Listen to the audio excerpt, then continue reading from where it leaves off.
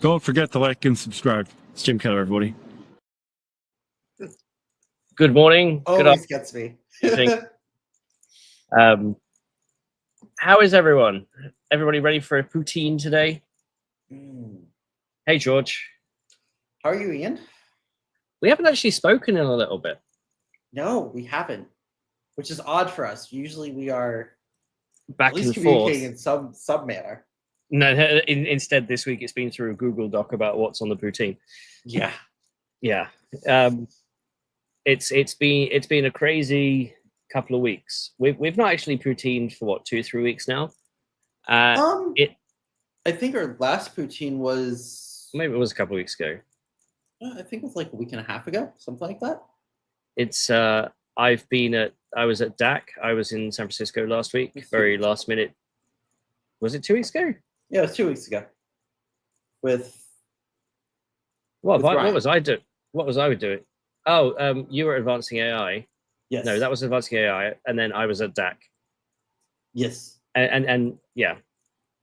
So it's been a couple of weeks since Poutine, but also we've had a massive heat wave here in the UK. And for most of the US, east of the Rockies. Here, funnily enough, in Southern California, it's been pretty decent in terms of temperature. I think the last 4 nights I've had about 11 hours sleep combined. Oof. It's living in a country where the houses are built with insulation and made of brick, and no air conditioning.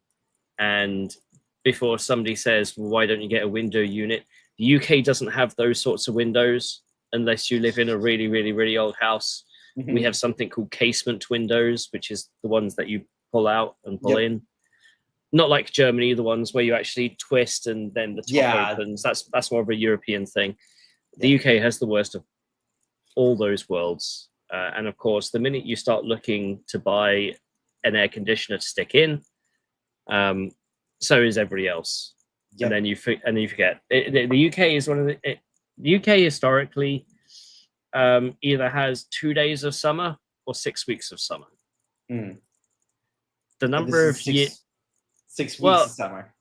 It's so yesterday I think we hit 33, which for everybody asking around is about what, 90 Fahrenheit. And before you say that doesn't sound like too much, this is at mid 60s, mid 70s humidity, again with the aforementioned Dom, my video editor. He went into his room yesterday morning and it was 48 degrees Celsius, which is 110. Let's see, Fahrenheit. That sounds like 115. 118 times by 1.8 and add 32. But yeah, it's so anything indoors is terrible. Everything outdoors is terrible. Nobody has air conditioning unless you're in a hotel. And they launched the Nothing phone yesterday as well. Nothing phone 3. Yeah.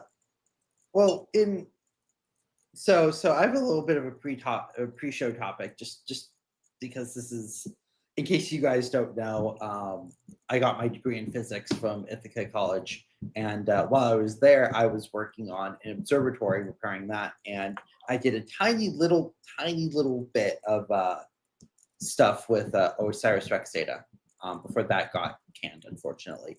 What I was doing got canned. OSIRIS-REx went perfectly. But I think a week and a half ago, approximately, or 2 weeks ago, Cosmos data from JWST just got released, and it's quite interesting, some of the data in there, at least for me, how to look at spectra and data points and all this stuff for so this is giant telescope pointing at the sky, getting data. What do you define as interesting? In space. That's what I mean, pointing in the sky. No, I mean it's space telescope. It's not a You're still pointing it up. If you're pointing it down, you might not see anything. Relative. Yes. So what do you mean by interesting in this context? So what I mean by interesting is, so as we all know, space is expanding at a rate, and that imparts a redshift. What redshift is essentially a lengthening of the light wavelengths that you see in telescopes in all wavelengths, essentially, in all, from X-ray all the way down to radio. And based on that redshift, you can tell the distance, basically how far the galaxy is away from you, give or take a percentage. And what's really interesting is not only are we getting more and more precise redshift data, the actual spectra from galaxies 10 billion light years away is really impressive. It's actually at a resolution that some, not even a Earthbound telescope looking at Alpha Centauri, which is the closest star system, would get, at least not a sort of one that you could buy off Amazon or whatnot. So I think that it's really impressive what JWST is doing right now, and just the amount of data that this very small aspect of the sky looks like. So one that's 10 billion out of a predicted universe age of 13.6 billion, or whatever it is. So yeah, still quite 14, far away. 14.6, yeah, give or take. Yeah, and two, how dare you disregard the firmament?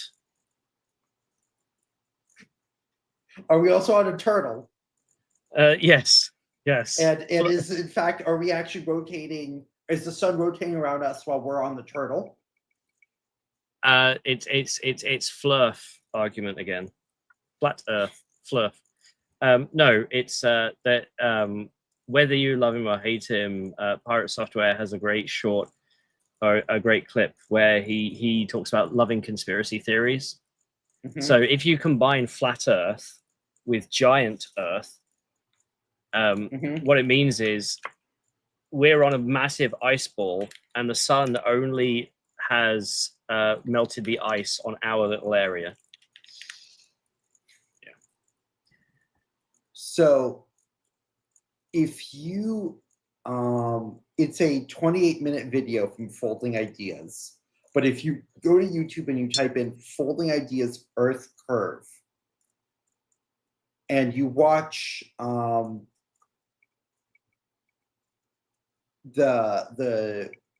Minnewaca curve experiment, basically where he goes to a lake that's long enough that if you take a camera and you go from the ground level all the way up to about eye level, you can literally see the sort of the change of the curve of the Earth. Yeah. Watch it, because it even as somebody who has seen the curve of the Earth and all that, it's just awe-inspiring to me. And I know how dumb that sounds, but it's we there exists pilots who are also flat earthers. Don't worry. It sounds insane. well, and I can see Dom, my video guy, on the back end with his head in his hands. Yeah. So another pre-show thing that I want to highlight.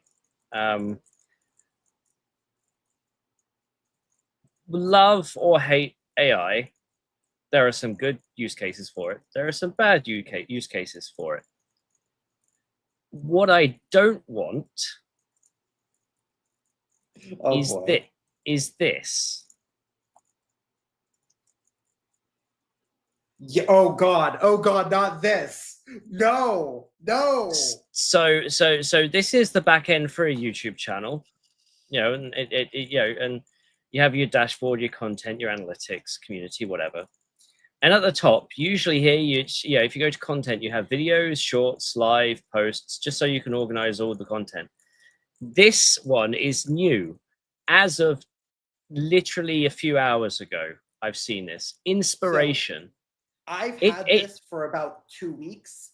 I was astonished just how poor it is. What do you mean by core? Poor, not core. Oh, poor. Poor. Oh, so this is powered by Gemini because it's Google. Yeah. It has given me 5 video ideas based on the sort of content I create, the sort of people who watch my content and what they watch. And also it has used Stable Diffusion or some other method to generate example thumbnails, bearing in mind that all these thumbnails will do terrible. And I literally saw this before we started and went, what the hell? The thing is, anyone, if you've ever used a language model to help think of video titles, it will always give you a 2-stage title with a colon. Yeah. Big giveaway. It's you know, when people are using GPT because it litters all text with M dashes, that sort of thing. Yeah. Rather than standard dashes. And I actually spoke about this to someone last week, and they said, oh, actually, they said, I use M dashes a lot. And I'm like, how do you use M dashes? Because it's not on the standard keyboard. And whatever text editor they were writing, if you do a double hyphen, it will auto correct it to an M dash. Interesting. Just like you know, ligatures like FFI and stuff. So yeah, this is ways you can tell that you're being peppered with AI content. Yeah, this I haven't tried the Spark an idea. One of the topics we might be covering today would be the power use of things like this, because this just looks arbitrary to me. I mean, don't get me wrong, a video about the next 5 years of GPUs would be great. However, what the ability to talk about what technologies the next GPUs will have in the next 5 years is almost impossible unless you work for a GPU company. I have a breaking leak for you, Ian. They will use electricity. What, static? No, they'll just use some form of electricity. Yeah. Now, Intel's comeback, can they challenge AMD? That might be an interesting video. That's probably something that's going to require a bit of careful scripting and a little bit of extra research on my part. I mean, I could talk about it, but it won't be polished and refined. AI-powered cars, the future driving, that's just so generic. The future of AI, beyond the hype. Actually, one of my videos is called Beyond the Hype. That's or funny. at least the thumbnail has it in. And then quantum computing, the real world impact. Again, yeah, I always debate this. Do I want my content to be very specific to one specific thing, or do I want it to be a holistic viewpoint of where we currently stand? And I've done videos on both, and it sometimes I had a video go live earlier this week. It started off what YouTube does on the back end, if those of you who don't know, it rates your video out of the previous 10 about how well it does after an hour, after a day. And after 10 hours, the video was 2nd out of 10. So it top 2, really good, right? 10 hours later, it was 8th out of 10 because YouTube decided no longer to push it, even though it had double the engagement, above average watch time. The only thing that was lower was like to dislike ratio. Yeah. Normally my channel is around 97%. If you get a video that's like 98 or 99, that's usually really good. I do have videos that are around 90% like to dislike. That's usually interviews with women, because for some reason we're in an industry where people just downvote female engineers for no good reason. So my lowest like to dislike ratio is 84%, and that was my deep dive into the Linus versus Steve stuff from a couple of years ago. yep. But So yeah, my lowest like to dislike ratio video is 95%. Yeah, but the way YouTube promotes videos, even if you do generic, even if you do evergreen, even if you do hyper focused, or as Davina says in the comments, go in depth. Other channels offer superficial treatments. In depth videos take a lot longer to produce, have a lot smaller.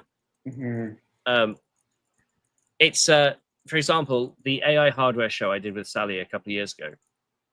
The traffic on that was terrible. The amount of work we had to do was a lot. Yeah. However, it ended up being worth it because it hit a core of inside the industry. People really liked it. So we're actually going to have a meeting. I saw Sally at DAC last week. So this is a pre-announcement. We're going to start filming season 2. Nice. So like you have the inspiration tab. I do too. I'll give you the 5 that Gemini generated for me. Did you want to put it? Do you want to do a screenshot, put it in Discord, and I'll bring it up? Yeah, sure. Because this is So the shortcut for Windows screenshot, for those of you who don't know, is Windows plus Shift plus S. Yeah. I sent it to you. Yeah.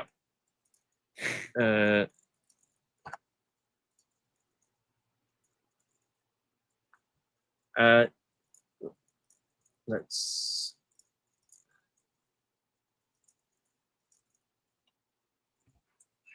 show it. Yeah. So a conversation with AMD CTO. I've never I've got had an interview with Mark Papermaster. I want one, though. But I've never had one. I know who to talk to, but last time I tried to speak to them, I got told off. AMD's RDNA 3.5 deep dive and analysis. We already have an article on that. AMD Zen 5, a deep dive. We already have an article and video on it. So it's recommending you videos you've already done. Yes. Oh, for God's sake. Exploring the future PC gaming. Again, so vague that it tells me nothing. Yeah.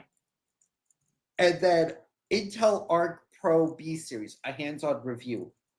How can I test something that hasn't even gone general availability yet? Like, I don't even, like, there's no press sample, nothing.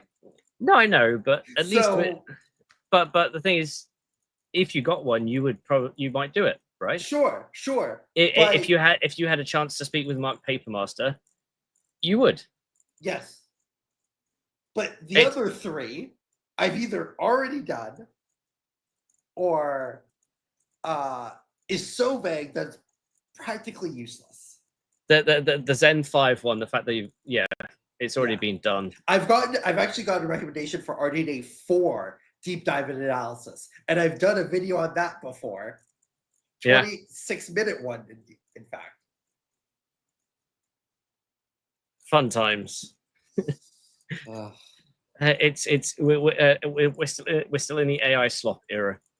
Mr. Viptis, if you actually click into them, it will actually give you like talking points, hooks, outlines, and different thumbnails. Like, it will literally generate almost an entire video in terms of script if you're willing to do stuff like this. I found that Gemini for helping in scripting isn't that great. Gemini is really good if you have a subtitle file and you want to do timestamps. It is 100 times better than what GPT can do with a subtitle file. Interesting.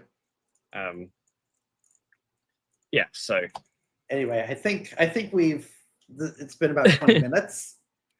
Yes.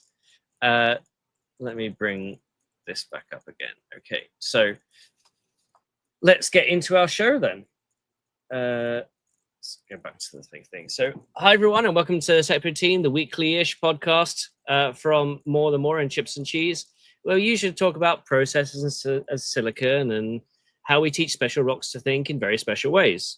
We are called the Tech Poutine because my name is Ian and I run a channel called Tech Potato. And my co-host, as always, George, is from Chips and Cheese. If we had a guest, they would be gravy, thus making a lovely Tech Poutine. Also, if we had a sponsor, here's where we might put it. If you do wish to sponsor the show, do let us know. Otherwise, it's sponsored by us. And this week, again, it's sponsored by us. We do accept and read super chats made by our listeners and watchers, but only if they don't demonetize the channel. The show usually lasts a good couple of hours, sometimes more, but stick around and we'll answer your Q&A as we go through. But today's first official question is, George, how are you doing? Good. How are you? I have been warm for the past week, as mentioned in the pre-show. I've had a 12-inch fan on me all week. I've got this little one that says Intel Tech Tour. Yeah. My wife took another fan in with her. I've got my neck fan is around here somewhere, the one that I had in Taipei. OS 10 asks, when will Intel hit 30 again? Well, when will the UK be under 30 degrees? Would be good. Actually, today we've had rain. It's cooling down a lot. That's good. So now we can actually hit the ground running. Right now, the AC is set to 74. Unfortunately, this room, the way that this house is ducted, this gets the worst airflow. So I actually have two fans running because otherwise this room will hit so it's temperatures with all the electronics running. It's a really good thing. Noise cancellation has gotten good over the last 5 years. Yes. Not only in what you hear, but also what goes through the microphone. So, Cerebra says 36 in Madrid. We didn't say what the humidity was. I actually posted a tweet this week saying there are two types of shorts and reels that are currently in my feed right now. The first one is Americans complaining that Brits are saying it's hot. And the second is Americans in the UK apologizing for making fun of the British heat. Because when you are here, you melt. When our houses are built for the last 1,000 years of winter. And we don't have AC. We don't have the window units for AC. I live in a terrace house. I can't put a unit outside for AC. I could put in a monoblock. I'm actually looking at doing that. But in the middle of heat, it's a month waiting list to get it installed. So the fact that we've had rain today, the fact that it's now 10 degrees Celsius cooler, so we're down 20 Fahrenheit and it's going to be that way this week, means that we can get some work done and I can actually sleep tonight. Oh, good. Yeah. Huh. Oh, fun. And yes, we are having a suffering Olympics because this is how we bond. Oh, no. So I just got an alert on my phone. Apparently, I'm to close my windows because there's a fire not too far and it's causing air quality pollution issues. So your PM your PM10s are getting high. So yeah, I've been advised to close my windows. So topics today on the Poutine, again, because it's been a couple of weeks and there has been some stuff going on. Main topic today is we're going to cover a couple of things that have been happening at Intel of late. One of which is confirmed. The other one sounds like bullcrap, but we'll go through it. George wants to do an interesting topic about discrete GPUs and laptops. And before the show started, I said, George, do you want to see a small GPU box? I have one right over there.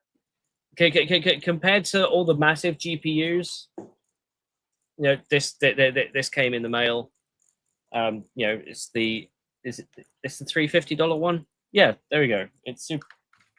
We get small GPUs in boxes again. Yeah. So the only thing is we need single slot but anyway, we'll get into this. We also might want to touch about efficient computing. It's power is getting such a problem in AI these days, and even though we're getting. I've got comments to saying about energy usage in general, anyway.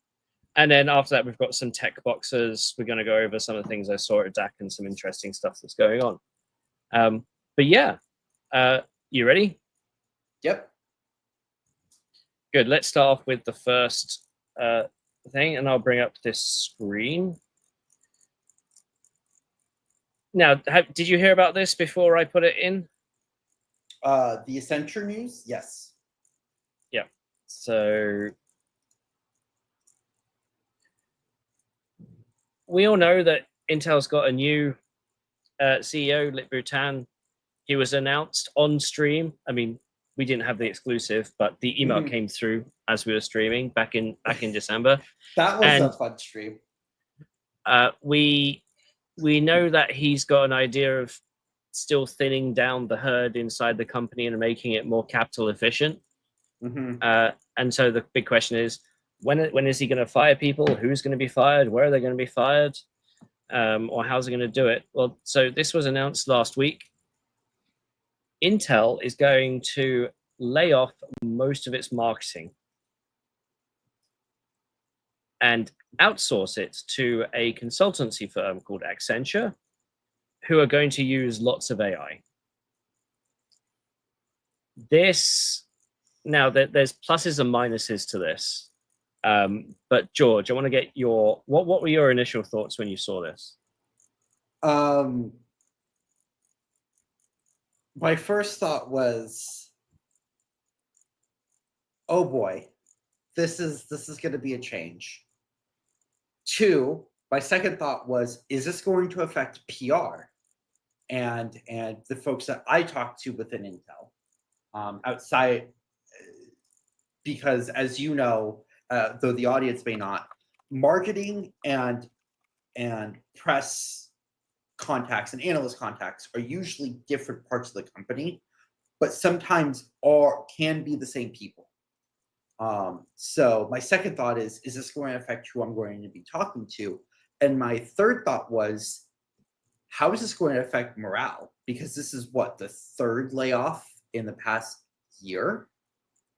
Well, no. So so Intel last year had 2 sets of voluntary layoffs, followed by forced. So that's where you get if it voluntary means you get a redundancy package.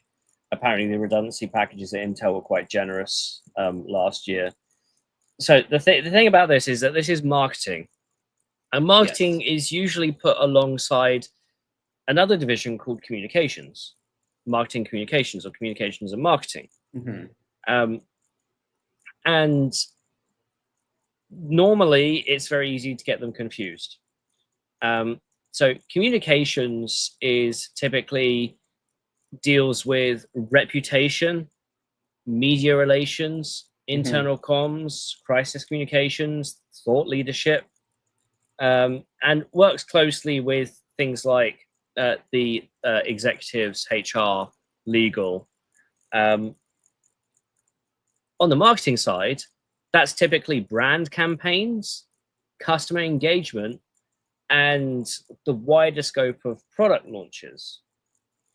And in some companies, PR, so the press relations team, the people that deal with George, will,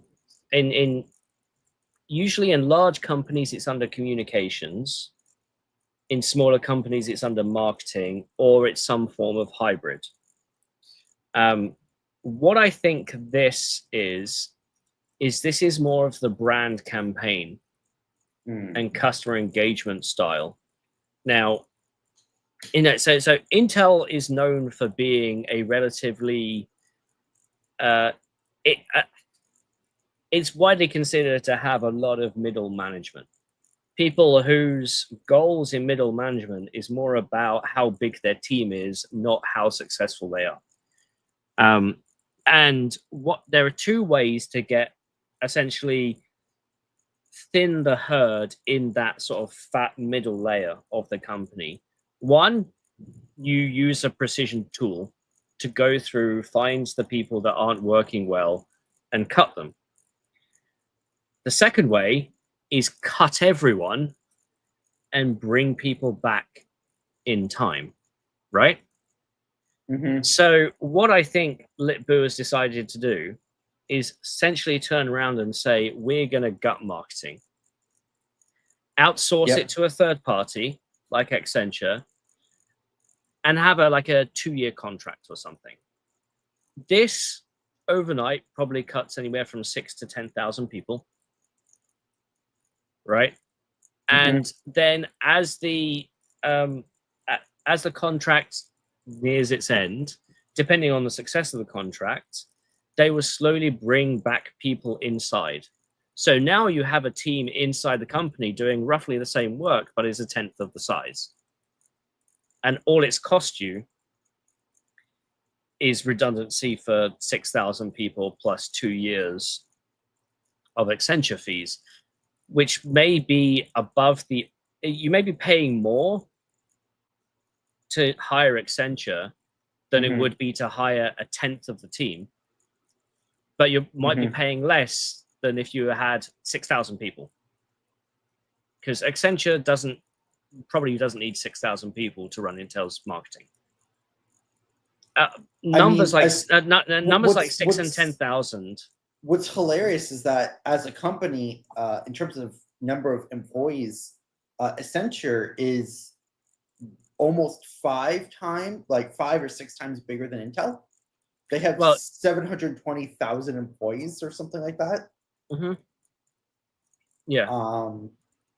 But in terms of, so I think I want to hone in on the second one there, customer relations and customer engagement. Yeah, and I'm thinking specifically not consumers per se, but companies like HP, Dell, Lenovo, the OEMs. How are they going to be affected? Are they going, because Intel is known for very good OEM support to their OEM partners. So that is going to be under sales. Okay. This is just marketing. So we're talking like co-branding efforts. And when you when you see the advertisements in the airport or on billboards, that's where I think Accenture is going to be. They're the but whenever AIPC as a marketing campaign, right? Yes. Well, you still Copilot Plus, I think, was actually done by Accenture. Yeah, it's so. This is the sort of thing I think we're talking about here. You know, at Intel and Accenture cultivate a deep understanding of customer business to drive meaningful transformation and 360-degree value. What the F does that mean? I have no idea. Wow, I pulled that out of my butt, didn't I? Hey, maybe AI made it. Well, again, this is Accenture's going to be leaning heavily on AI, the edge analytics and automation. It's so. I mean, I don't think I mean, at least on the AR side, I don't think much is going to change. On the PR side, I hope much doesn't change.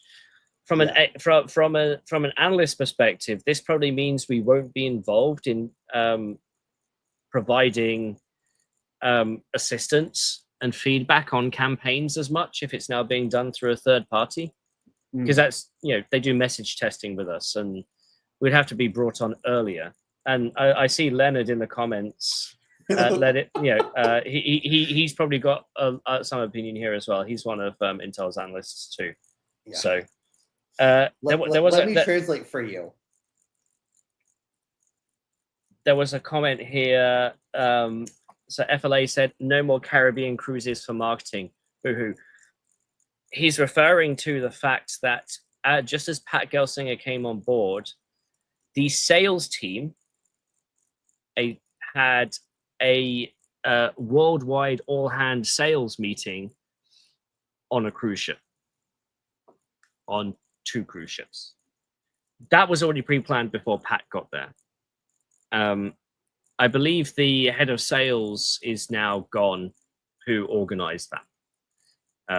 So it wasn't marketing, it was sales. And it was widely ridiculed, you know, for, hang on, what position are we in? Why should we be doing this? Why didn't we do it in some meeting room in Ohio? It's, you know, sales, if you've ever worked or met with a sales team, they are a different breed of people. Yes, they are. For them, the watch you wear and the car you drive to a client meeting is half the battle. Yeah. I once got I want, this is years ago. I was once doing a project with a company, or you know, they were giving me access to stuff, and part of the week they introduced me to a salesperson who took me around Best Buy to show how that interacted with Best Buy, you know, end caps and marketing and how that all works. And then we went for lunch. And normally in those situations, you know, as a poor journalist, company who's invited you will pay for lunch. No, he didn't offer. You know, this was back when I was earning, you know, $350 a week. So it's yeah. So sales are different people. But you know, their opinion is without them, the company wouldn't run. To be fair, you do need to sell stuff to run, but you also need to sell. It's to quote Chris Jackson, quoting Glenn Ross, always be closing. Yes. Yeah. Yeah, and so somebody made a point of Pat hiring too much during his first couple of years. This is the thing, when a new CEO comes in, the hiring strategies are usually kept stable for a certain amount of time. I have a graph of if you go look at my latest Intel quarterly, I think it has the employee accounts there listed. So the fact that, you know, Accenture are on board, I get why Litbu's doing this, you know, and you know, a chop is as good as a change, or whatever you want to put for that. Yeah. It's, we'll see. And and it literally says, don't contact Intel, contact Accenture for Intel enabled solutions. Funny in like a depressing way. Yeah. Well, it's depressing, right? Because Intel's been such a backbone of the US semiconductor scene for so long. Well, it's not just that. It's okay. But 10 years ago, like, one of the most famous little jingles was dun dun dun dun dun, the famous Intel like little ring. And the thing I saw today, stickers on laptops saying Intel inside. Yes. Whoever did that was a genius, by the way. So, or the Centrino stickers. Yes. Yeah, because I had this argument with AMD back when, you know, they were in the doldrums. I said, look, people buy a HP laptop that's got your chip in it. If something's wrong with it, they don't blame HP, they blame AMD. So, yeah. There is a version of the Intel Bong specifically for CEO Bob Swan. It's a duck going wah, wah, wah, wah, wah. No, it's a swan. Hence, yeah. The other part of Intel's news, aside from the Accenture stuff, probably get onto the next part, because that's the part that I've been seeing comments about. So this came out earlier today, and it's from our friends Max and Stephen over at Reuters. And for them, they're saying this is an exclusive. I'm going to say right now, I think it's a bit of bullcrap.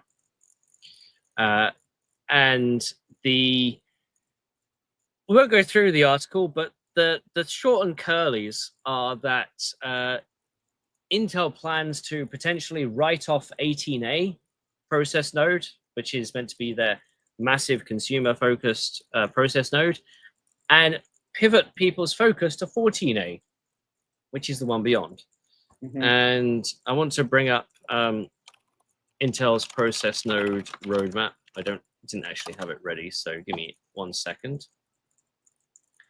Do we have a latest version? No, that's obviously they give me a low resolution. Oh, and they also show me stuff that I searched for Intel's process node roadmap. We've got my article from Anantech. We've got other people copying my article. We've got another article, one of my articles from Anantech. ResearchGate copying my article. Oh, turns out I spent a lot of time talking about Intel's roadmap. Yeah. I'm not seeing the highest resolution version. This might do. This is from February. This will do. So this is their process node roadmap. There's another one here called PT as well. So mature nodes, Intel 7, the Intel 16 stuff they're doing, and then everything they're doing with UMC. Then we have the Intel 3 family, which is Intel 4, Intel 3, and then the variants of 3. So 3T, T means with through silicon vias, so it can be used as die. E is like the efficiency version, and then PT is the performance, and then T again with vias. And then we have the 20A, or they call it the 18A family. It starts with 20A, which was relegated to an internal node.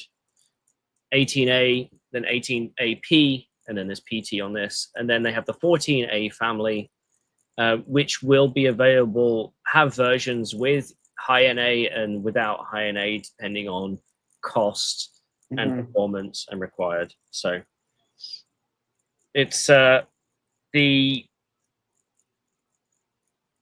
Reuters story basically says that the 18A here is basically being deprioritized for customers, and customers are going to pivot to a 14A.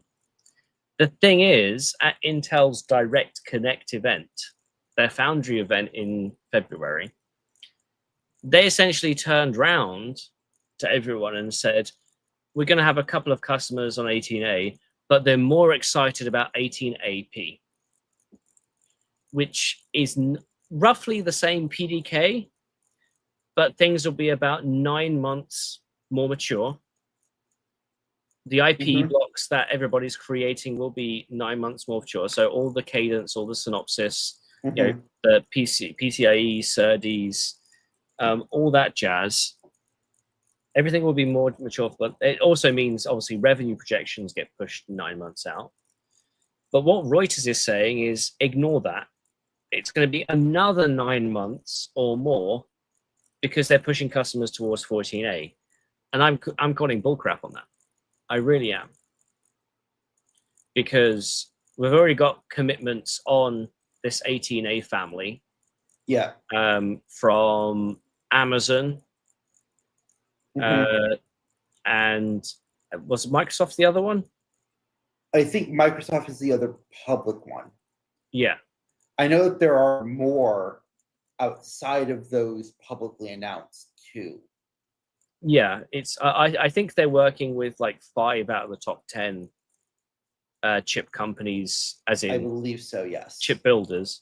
So that might include companies like Broadcom, Marvell, Apple, MediaTek, you know, whoever. Though everybody is trying something with Intel, because trying is cheap by contrast. Yeah. Talk is cheap. And I think they have actually most of the top silicon players in packaging already, so in some form of packaging. Like so, Graviton 3 and 4 are packaged at Intel. Well, I mean, so that's actually productized. I mean, yes, even just in testing, right? Yes, sure, absolutely. It's Well, one of the things that it seems the industry, especially journalists, are learning, because we're going through a renaissance in foundry, is actually how foundry works. Yeah. And because people are learning on the fly, and no discredit to Max and Stephen, they're really nice people to talk to. I provided quotes for them. It's great. But as a result of learning this on the fly, you get that a little bit of Dunning-Kruger sets in, right? It's just exactly how long do these things take? Companies have to essentially dial in a node and a PDK 2.5 years out. Yeah. Even if the PDK isn't ready. Right. The way versioning works for PDKs and for most IP is that you'll start with a version 0.1, which is a basic spec. Then you'll have like a version 0.3, which is like a medium spec. Then a 0.5, which is a near final. Then you'll get a 0.7, which is like a near final plus add-ons. Then a 0.9, which is like a near final plus more add-ons. But between 0.5 and 1, the critical elements of the PDK don't really change unless there's a major screw up. So people are already designing and putting to silicon stuff at the 0.5 PDK. I did a video on this with Synopsys about PCIe 7. Their PCIe 7 IP was already being taped out when the PDK was 0.7, right? And the idea is that between 0.7 and 0.9 and 1, you have built in, chicken bits and things you can enable, disable, or tune post silicon in case the spec changes in a different way or something doesn't work quite right. And we know that 18A's PDK is pretty much done. So all it's a case of ensuring is that all the IP companies, all the Cadences, all the Synopsyses, gets all their IP up and running. And it sounds like most of that is going to happen more so at 18AP than 18A. What Reuters is saying is, no, there's going to be another section later. But not only that, Intel is essentially trying to convince people 14A is where you should be rather than 18A. And Pat, for the longest time, said, I've bet the company on 18A. Ann Kelleher, the head of TD, she was very adamant that 18A is hitting all of its targets. All of its, and the thing is, right, 18A is coming. Yeah. Regardless of this report, 18A is coming in the form of Panther Lake, Clearwater Forest, likely the successor to Granite Rapids. 18A is coming regardless. And I guess the only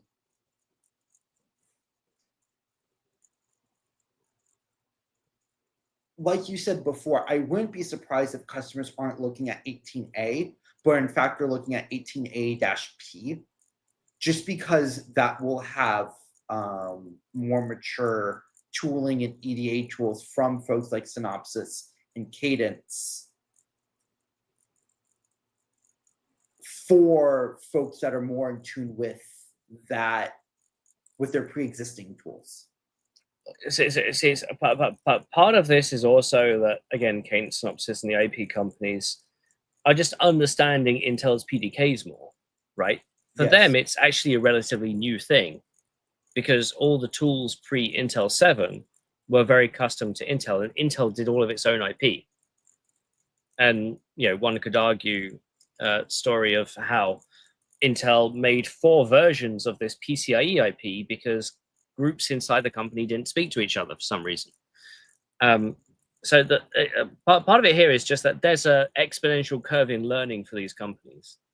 I'll go back to the Reuters article because, here it says since taking control in March, Lip-Bu has moved fast to cut costs, find a new path to revive the ailing chipmaker. By June, he started voicing that a manufacturing process that prior CEO Pat Gelsinger bet heavily on, known as 18A, was losing its appeal to new customers, said the sources, who spoke on condition of anonymity. 18A, again, we knew this at Foundry Connect. This was widely publicized at Foundry Connect. So that's not new. So condition of anonymity, I'm saying that. I'm saying that customers weren't focusing on 18A. You guys can quote me on that. To put aside external sales of 18A and its variant 18P, okay, that wasn't mentioned up here. Manufacturing processes that have cost Intel billions of dollars to develop, the company would have to take a write-off, one of the people familiar with the matter said. The thing is, a lot of 18A and 18AP will be used in 14. Well, not just that. It's going to be used internal. Yeah. Like, the vast majority, I bet you, even in the most optimistic scenario, 85% of 18A's revenue would have been from internal. Even if, like, in terms of like high external usage.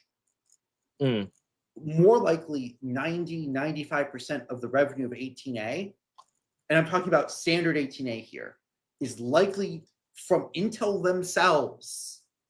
You can't just write that off. Like, that's not how that works. It's maybe 18AP will have more external customers, but the base of it, 18A itself, the fundamental is going to be primarily an Intel internal process node. And like Ian said, a lot of that learning will be ported over to 14A and beyond. So Intel 4, the first EUV process node at Intel, the process itself used 95% the same tools as Intel 7. Yeah. And most of the learning of Intel 7 went to Intel 4.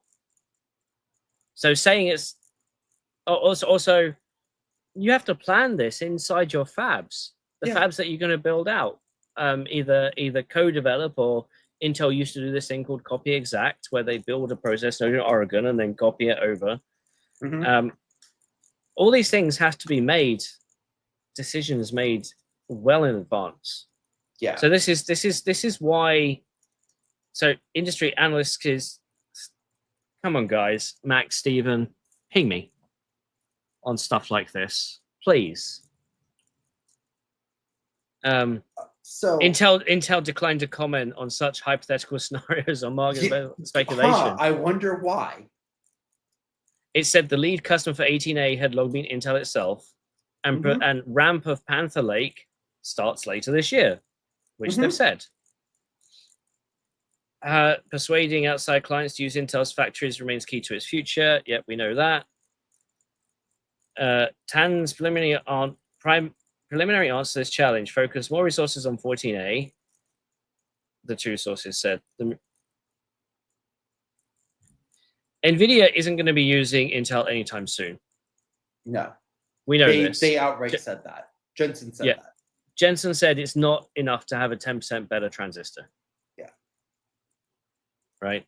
So, Ian, if you check the doc, there is something else that just came. If you go down to tech boxers in the doc. Yeah. This is apparently breaking, but I'm not seeing any actual sourcing for this. Like actual sort. Yeah, okay. So according to a report from Computer Base, Intel is abandoning in-house glass substrate R&D. Now, the current crop of high-performance silicon is on just PCB substrate. And in order to improve both power efficiency and performance, glass substrate has been looked at as a successor to PCB substrate. And Computer Base is now reporting that Intel is abandoning their R&D for glass substrate in-house. However, to quote the computer-based article, I've got it on screen. Yeah, it's all right. We'll kick the other one. To quote, various well-informed sources report, almost in parallel with announcements and movements in the still young industry around glass substrate, to which all manufacturers themselves have in some way to the few. This is a translation, but the fact that it's various well-informed sources report. The thing is, there are multiple companies doing glass substrates, some of which have investment from companies like Intel and Nvidia, and it's still very much a work in progress. So the one company that keeps coming up for a lot, I mean, I saw them at the SK Hynix booth in an event, Absolix. Yeah. Have you heard of the company? Yeah. So I've heard them. I've heard them in conversation a couple times. Yeah. Yeah. So, however, Intel isn't bearing the issue. Instead, they're simply going to buy and use third-party products. So, like what they're doing with basic packaging right now, because they sold. Yeah. Yeah. Okay. SK Hynix and Applied Materials have been involved with Absolix. Samsung has also shown a pilot line. There's JNTC. So, I mean, actually, South Korea, SK Hynix, Samsung.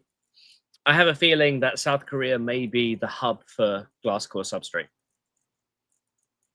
So that may just be simply it. That's where all the knowledge is. That's where all the people are. So why bother doing a lot of research or paying? So Apstolix is here in Georgia. Yeah. So, but Absolix is fabless. No, they're making a fab. Oh. They broke ground on a 600 million manufacturing site in Georgia. Okay. Granted, they are a subsidiary of SKC, but still, like, yeah. I mean, Pat always said, there's some stuff we don't have to do. There's some stuff we can leverage on the industry to do, and we'll bring it in when necessary. So Intel the in-house has to do a lot of lifting. Or in the Tech Power Up article I was initially linked to,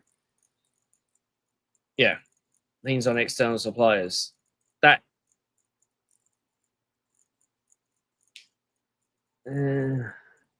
so that's actually quite funny. Yeah. Actually, if you scroll down one more, down, there we go. A throwback to Titanic 2. Yeah. It's but this it doesn't mean Intel's not doing glass substrate. It just means Intel's just using a third party. So, and honestly, I wouldn't be surprised if they're not actually abandoning in-house glass substrate R&D. Yeah, it's like they're still developing their code package photonic pluggable thing, right? Because they acquired a company in Scotland to go do that. And as Max over at High Yield says, there's also glass substrate research at IMEC, right? Yep. It's lots of people looking into glass substrate. That's are Intel's Ethernet products really getting canned? Not as far as I know. There was a rumor of NEX being spun off and sold. Well, so they already did kind of get rid of the business unit of network and edge. They put network under one, and they put edge under. They just reallocated how they label things. Companies do that sometimes to hide P&L, but I mean, Intel's Intel might not have like an optical solution going beyond 800 gig in the future, but yeah. So we'll see. But yeah, this whole 18AP thing, we had a couple of other points. Yeah, Intel declined. Intel declined. I need a refill on my coffee, so I'll be back in a quick minute. Okay. Lip-Bu and the executive team are committed to strengthening a roadmap. Yeah, standard boilerplate. This is a bit of a... last year was Intel's first unprofitable year since 1986. It posted a net loss of 18.8 billion. 99% of the loss wasn't cash related. It was due to write-downs. So, yeah. Amazon and Microsoft, on 18A, as we said, making chiplets. Nobody commented on the matter. I think this is the case of somebody getting something wrong, or getting too hyped up, or really wanting to put the hammer down in order to move the share price effectively. What I didn't mention, one of the points about the Accenture stuff, is the share price actually rose 5% on that announcement, because it looks like Wall Street is a big fan of Intel cutting the chaff, and this is one way to do that. But yeah, the whole 14A, 18AP, the fact that it's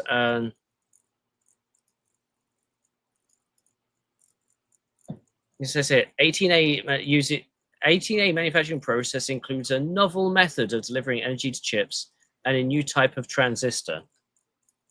It's not novel. Everyone's doing it.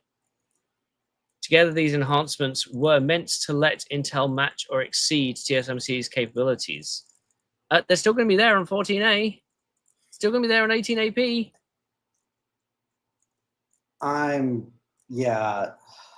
It's I don't think that they've kind of grasped the fact that 18A and 18A, you could argue that 18AP is just an extension of the VT profiles. But yeah, it's it's like, so okay. To put this in another perspective that some of you guys may understand better, or that the Reuters writers may sort of click with better. Without one of Intel's, I would argue, most disappointing products was Sapphire Rapids, in terms of its performance and power and all that. Without Sapphire Rapids, you do not get to Granite Rapids. You do not get to the successors to Granite Rapids. You have there, or to take another company, AMD, Bulldozer, people widely consider a failure. Without Bulldozer, you don't get to Zen. You need to have these intermediate parts sometimes, even though they aren't good, to get you to where you need to be, right? It's like 20A was essentially just... They even developed like a 22A internally. Yeah. Or 24A, something like that. As like a test node, literally just to see if the technology, if they could... Because that was using gate all around without backside power delivery. Yeah, and what's funny is I can argue that Bulldozer was actually I could argue, at least in one way, Bulldozer was good. It had FMA. Like,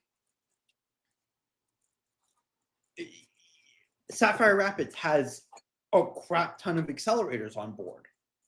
Like, Who wants a bulldozer? Ha, I have a nice. tray full. But like, what people don't clock is what was done with some of these products. It's, I don't know. Yeah. It's just frustrating when I read stuff like this, and it's like, Well, I've highlighted this sentence. Persuading outside clients to use Intel's factories remains key to its future, yes. As 18A fabrication process has faced delays, okay, rival TSMC's N2 technology has been on track for production. Wait, what? No, N2 had delays. Okay, yes, they've started putting out the first chips on it, but they've also started putting out the first 18A chips. You saw the... Actually, no. We've seen Panther Lake booted, yeah, running. Have you seen Venice booted and running? No, we just saw a wafer. yeah. We heard, Lisa said that they had it in labs. Okay, that could mean one of 1,000 things. But we've actually seen Panther running. Yeah, Panther up and running, and I think even in an OS. Yeah, in Windows. Well, yeah, Yeah. because we've confirmed, people that we know have confirmed by seeing Task Manager. Yeah. I mean, it wasn't. Beyond clocked. That, it was literally the display was literally the laptop with like Panther Lake laptop, and it was running Windows. Like 18A is well ahead of N2. I should take another sip of coffee to chill me out a little, because this is blood pressure is a thing.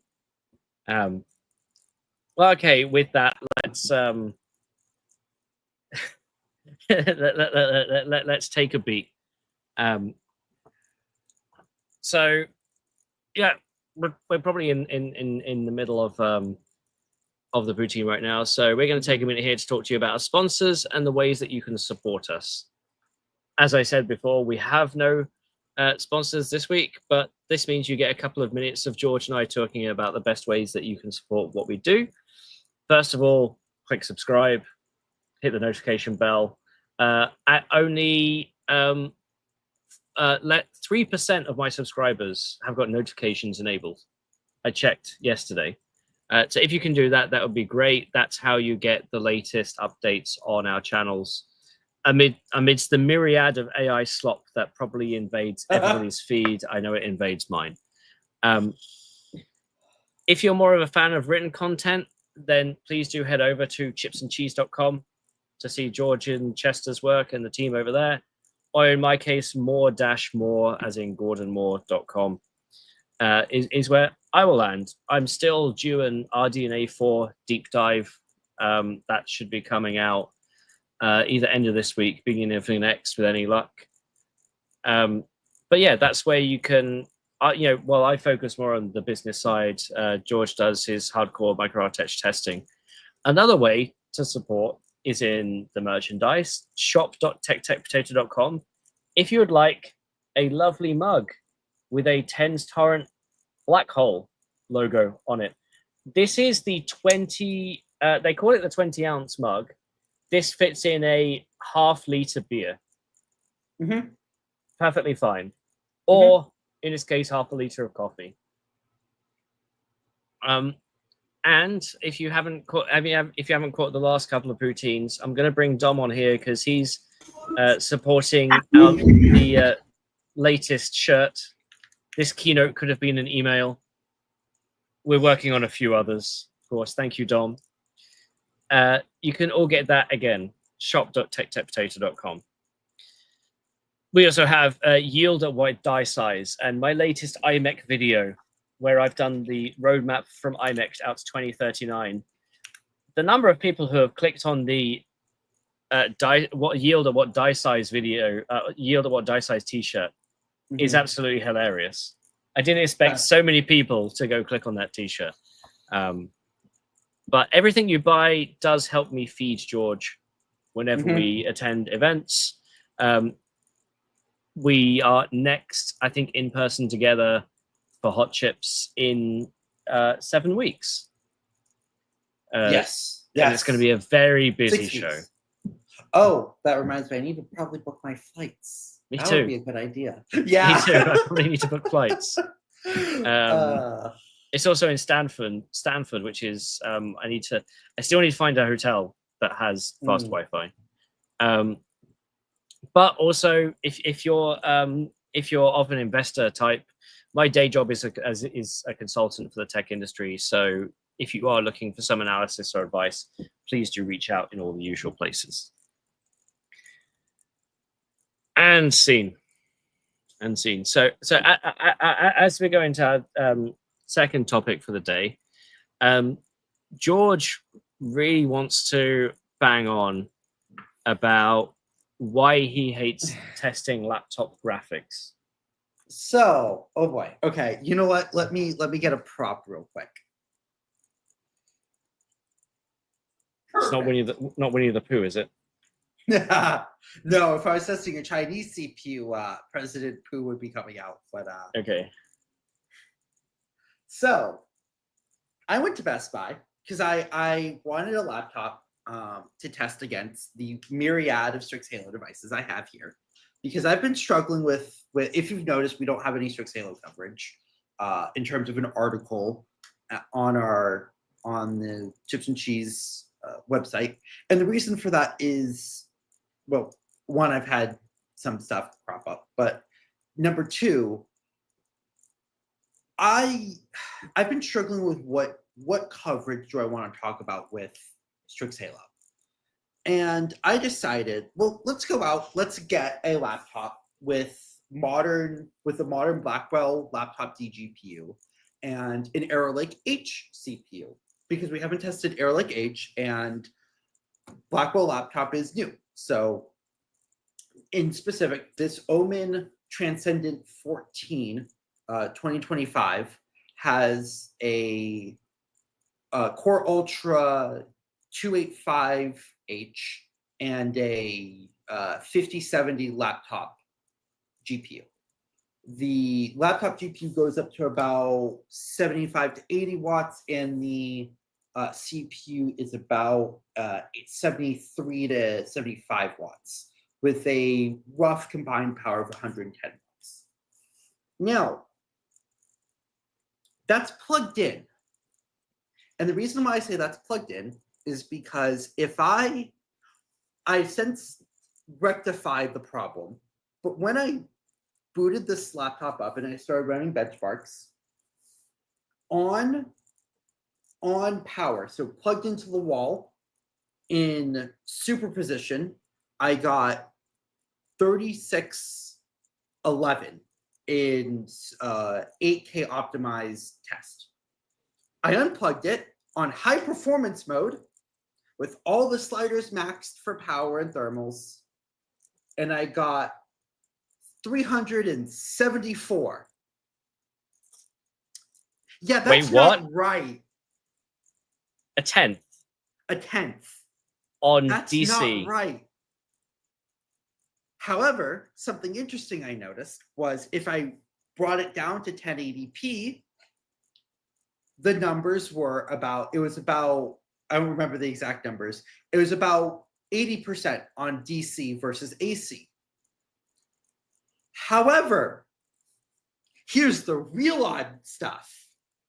When I, no, not iGPU. So for people listening, Mr. Viptis asks, essentially, the fact that you only got 10%, does that mean it didn't actually enable the discrete GPU in the laptop? Yes. So you're saying no, you confirmed that it was the discrete GPU running on the dGPU.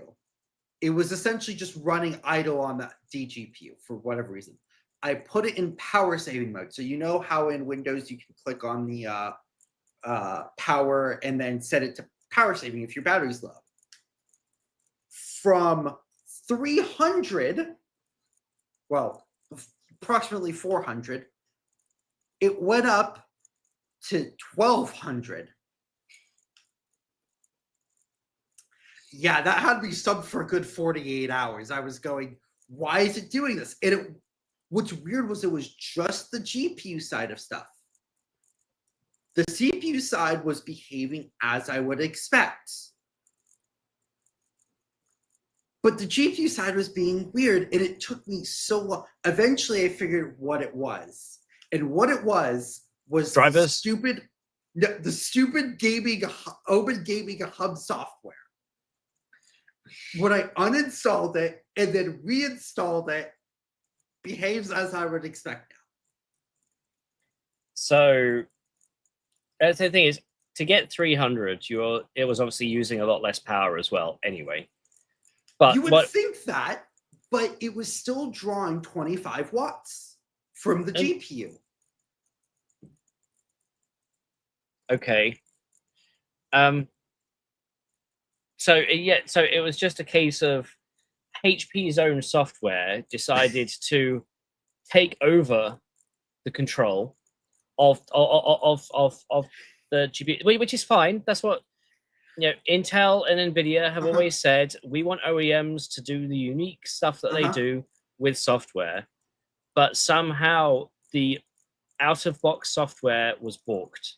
Yes. So what's really weird was it was already set to, I think, unleashed mode or ludicrous. I don't remember exactly what it is, but it was it was maxed out in theory, like in the software that I could see. But I uninstalled it, reinstalled it, and it was fine. And I'm like, why? Anyway, but now I'm having the wonderful HP issue of the screen is flickering every 45 to 60 seconds. So the fact that you, going back a second, the fact that you said that power saving gave you a proper power saving result, I think means that the control of the control of the GPU got handed back to the OS rather than HP. Because potentially, because software like HP or ASUS software, when it's in balanced or high performance, usually means if the software wants to take control, they can. If it's in power saving, I think that naturally falls back to the OS, which would be Intel's default. Potentially, what's interesting. I was going to say, so does the software offer an automatic update, or did you have to do it manually? No. So I uninstalled it and then reinstalled it through the Windows Store. Okay. Because the one that was on it originally was actually just a .exe, just a standard program. Okay, so the laptop just hadn't been updated. Because that's the weird thing. The original software version was newer than the one from the Windows Store. So I wonder if they borked something in the update. Right, because if this was a non-techie buying this device, they would have returned it day 2. Well, no. So this is what I'm saying. If the software had like this auto update feature that fixed it, they might not have noticed anything. But if you have to manually go download something or whatever, then yes, it's a take back to the store type of engagement. So and so I've managed to work out the kinks as far as I can tell of the system. And everybody who's saying, well, why didn't you just install a new OS? Well, here's the thing. Sometimes that screws it up. Well, not just that. Like, I don't expect my mother to go buy a laptop and install a new OS. She may uninstall stuff like McAfee, but that's different than installing a brand new OS. And the laptops I was comparing it to have the original OS on them. Yeah, it's my laptop, ever since I installed a new OS, will blue screen. I initially thought it was due to the network being overrun whenever I do a massive download sesh. I actually think that there's a flaw in the GPU drivers that I'm pulling for it. And every so often it will just go, no, and usually when I'm writing an email as well. And that can happen, and also when I try and start it up again, it will blue screen immediately. I have to leave it turned off for like 5 minutes and sometimes I put a fan next to it just in case. I'm changing laptop. I've literally got a thing in my calendar tomorrow. Look for new laptop. Ideally, I'd Interesting. love a Strix Halo, but trying to get one Yeah. in the UK. Yeah. Asus doesn't sell the Flow Z13 in anything other than a 32 gig configuration in this region. So my local Best Buy actually had the 64 gig version available. I need the 128. They didn't have the 128, they had the 64. But yeah, no, what's funny is the price difference was $300 US. And this has 32 gigs of RAM and then 8 gigs on dGPU. But yeah. No, this is so to sort of change the topic a little bit over. What says Dom says, can you not buy the US model? Yeah, no, that's fine. I have no problem using a US keyboard. The thing is returns. Yeah. I mean, in theory, you could ship it to me and then I can return it, but that's complicated. But yeah.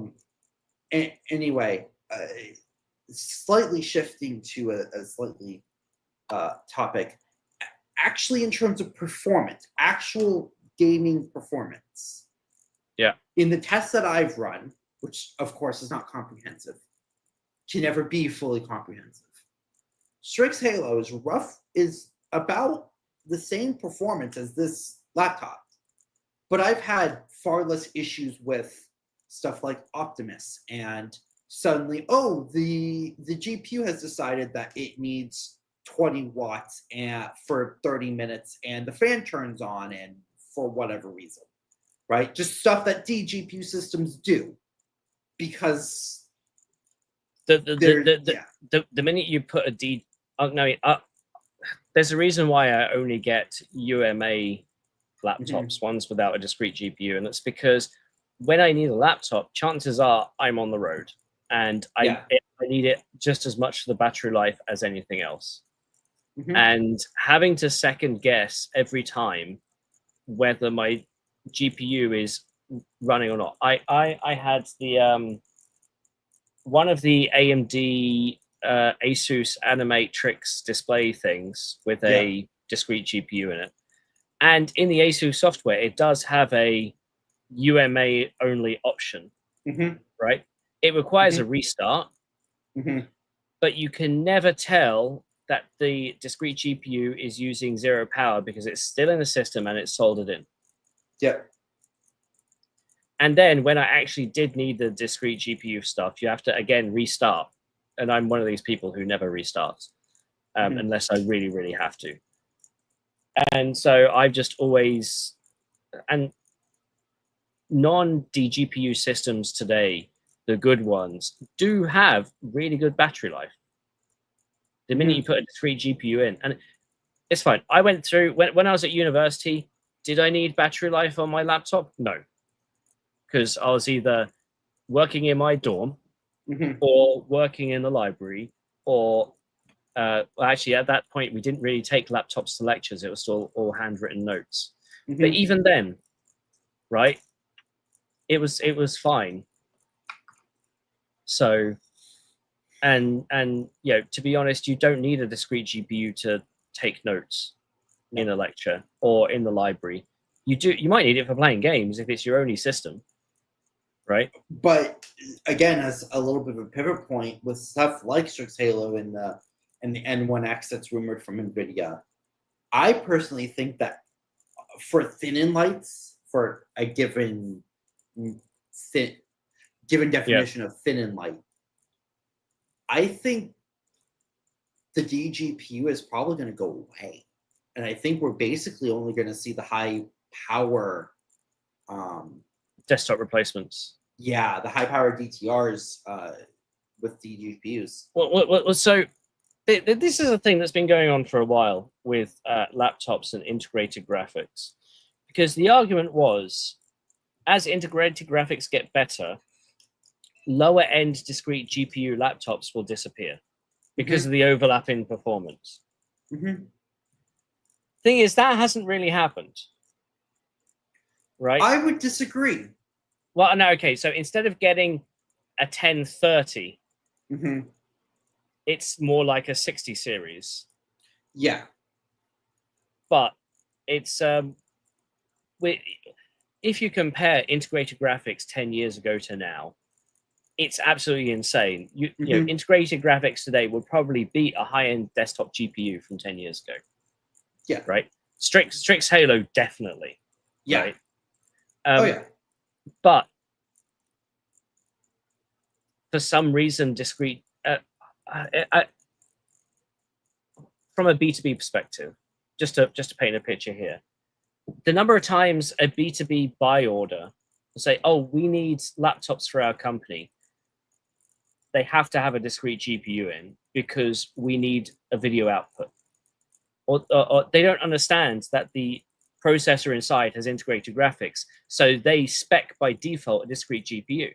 Do you remember? Was it the Ryzen Mobile 7000 or 9000 series? Asus are on stage at that event showing off all their new laptop designs. Only one didn't have a discrete GPU.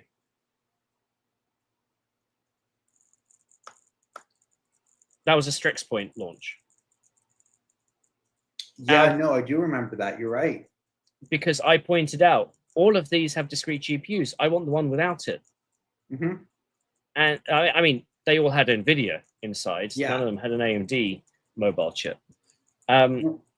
What's funny is I actually have one of those right there. And yes, I would prefer it without the dGPU.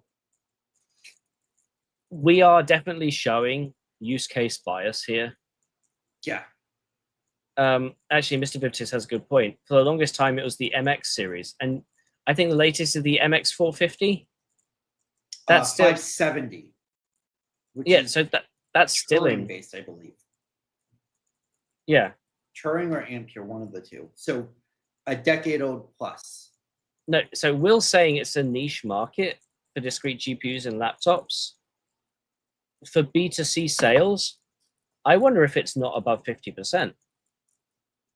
Just because so many SKUs on the market have discrete GPUs. By design.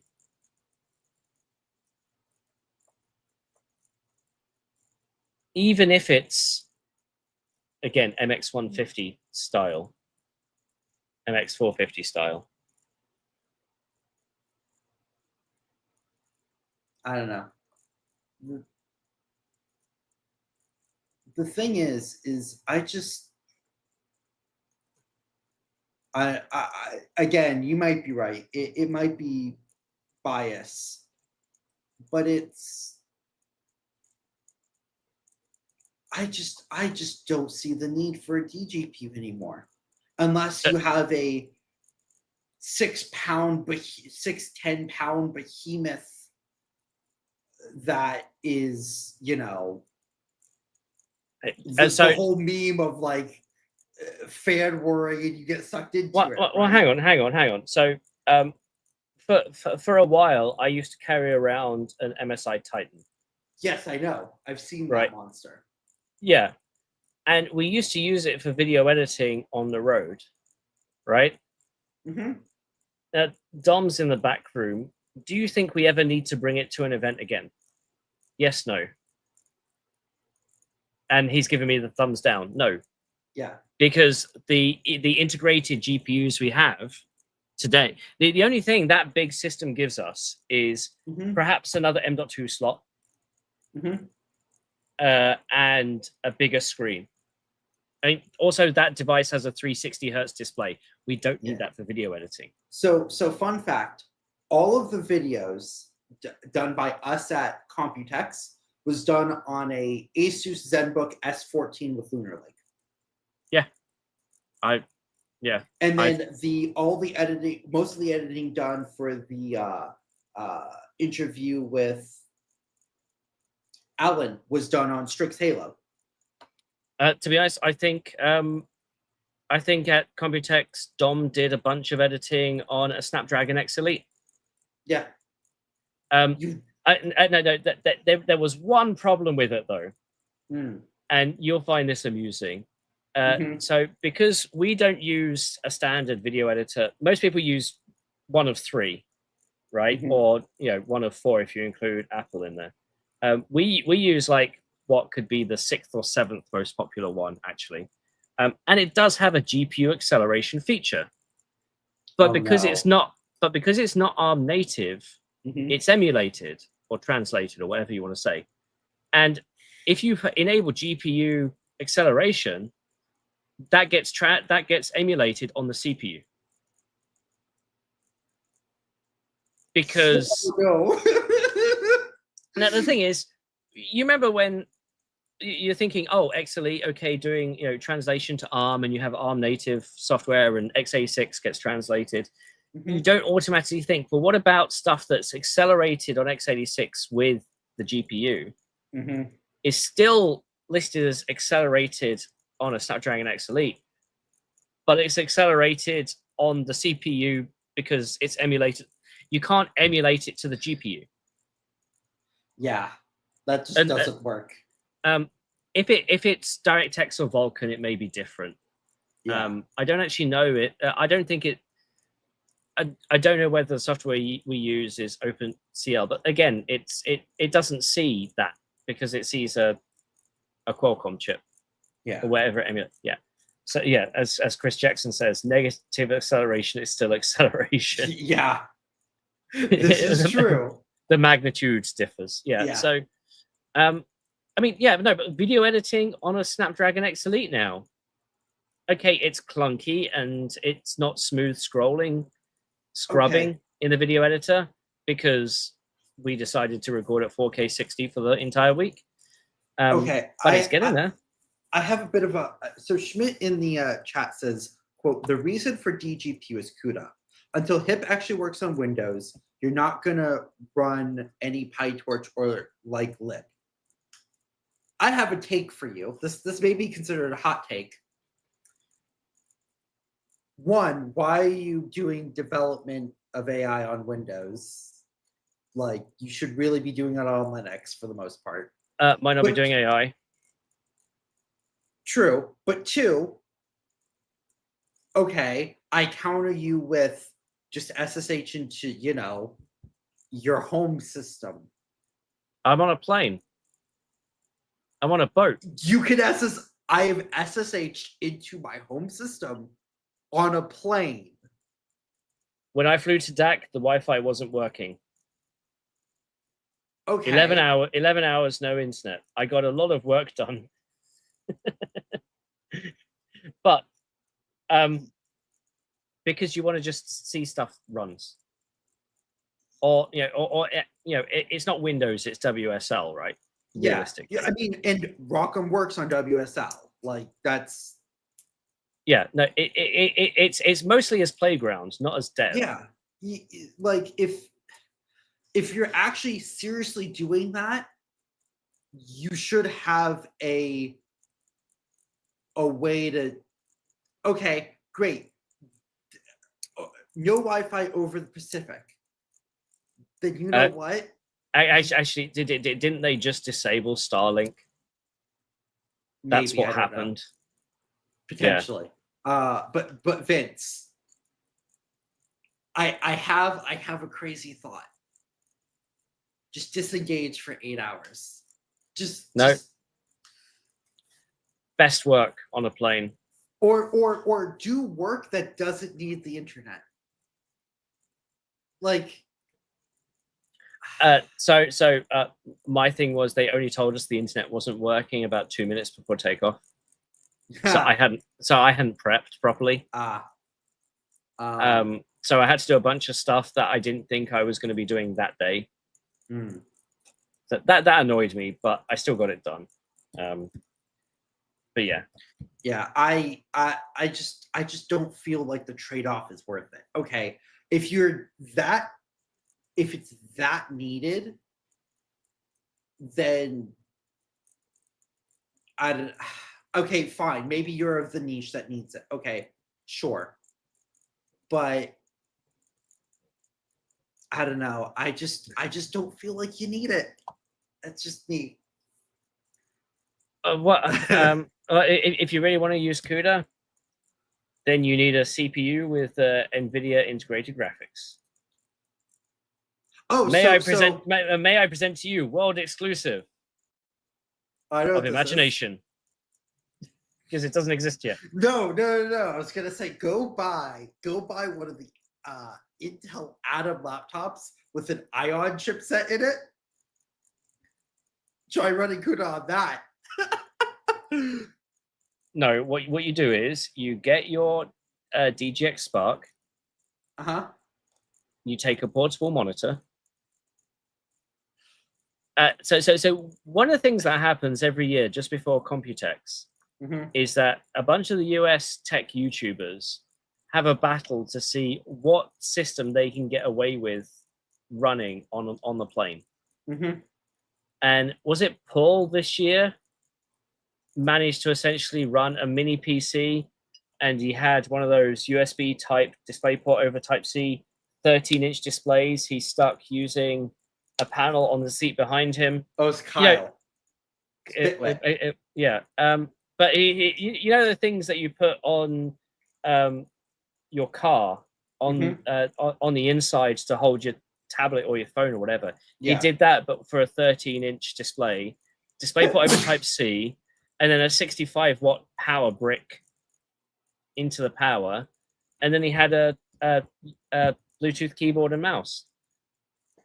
It was 8 hours into the flight, or 80% of the way into the flight, a steward or a stewardess came around and said, "You're going to damage our screen with the window thing. Take it off." So he had to put it on like a box, but then things wouldn't fit. Or was it his Stream Deck he used? Something like that. Sorry, Steam Deck. I keep calling it a Stream Deck. That's something else. But yeah, so let's just say that this will be returned to Best Buy very soon, because now the screen is doing the stupid flickering thing, and frankly, the less I have to think about dGPUs, the better, in laptops at least. It's I just want something that will allow me to put ideally an 8, but maybe even 4 terabytes SSD in it without causing any issues. May I present to you whenever PLC comes out, and at least 64 gigs of memory, because even the 32 I'm running with Strix Point now isn't enough at times. So Mr. Viptis, yes, 2 M.2 slots exist. Yes, they're mostly in 16-inch devices. Ideally, I want 14. There is a device called the GPD Duo, which is a 13-inch device with 2 screens that fold out. Their 64 gig model is now EOL.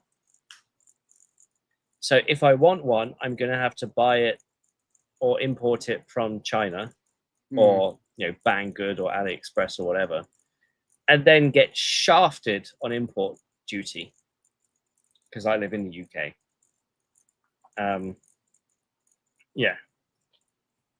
So yeah, you have your bugbear with dGPUs. My bugbear is with storage. 8 terabyte M.2s is the max we've had now for 4 years, 5 years. We need a capacity increase, or we need a price decrease and a capacity increase. Preferably both at the same time. Yeah. So even spinning Rust is getting higher capacity. Are we at 34 terabytes now? I think so. For the top end. Yeah. So, or bring back Optane. Give me a 1.5 terabyte Optane M.2. You have to get Al to rant about that one day. But it's people are asking, why do you need so much storage? And it's just simply because I want to walk around with the back catalog of videos and all the B-roll and all the extra images, because if I end up on a plane without Wi-Fi, I want to have access to all of that. I have found, again, this is another aside, I have found a hotel in downtown San Francisco that gives me gigabit symmetric. Is it the one that you had to swap the No, IP? so apparently most people don't know this, but if the Wi-Fi in your hotel sucks, check the back of the TV for an Ethernet cable. Because usually the back of the TV, they've got a mini PC or an IPC thing that sometimes is coax, but sometimes is Ethernet.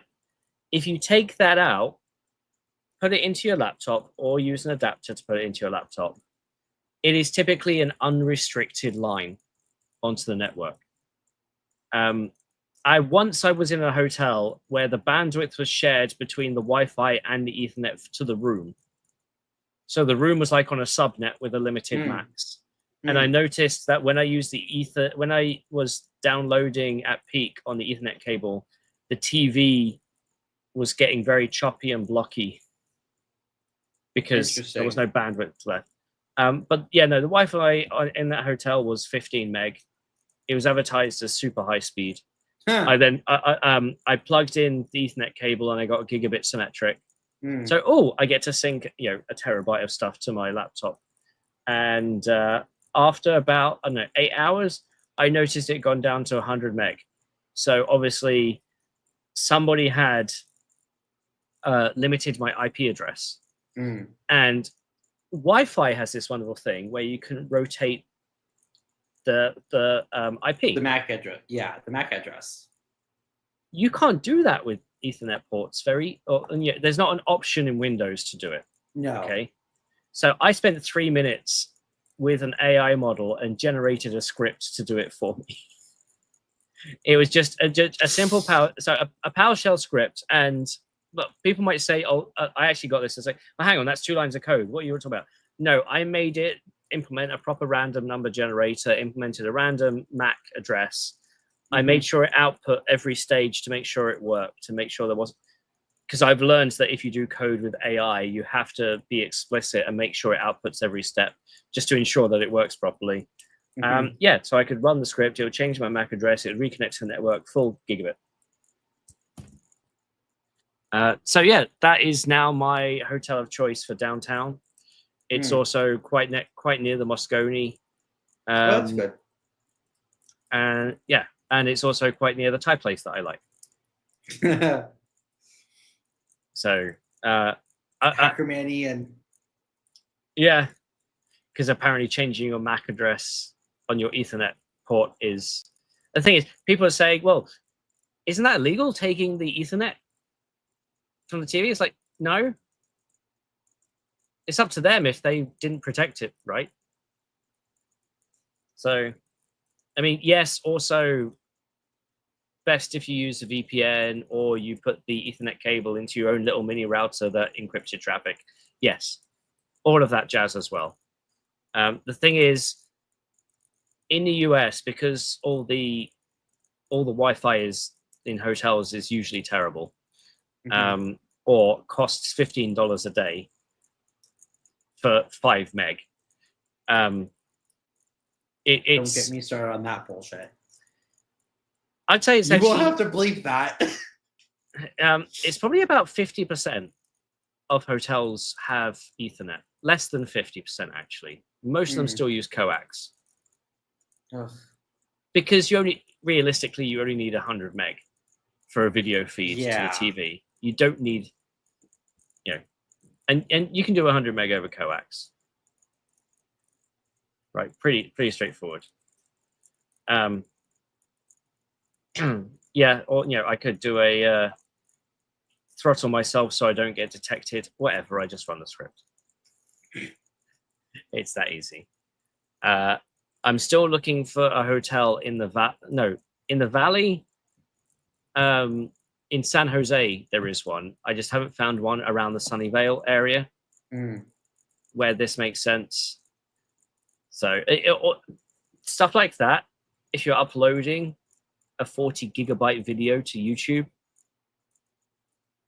you don't want it to take 4 hours or more. You want it to take 4 minutes. So there is that.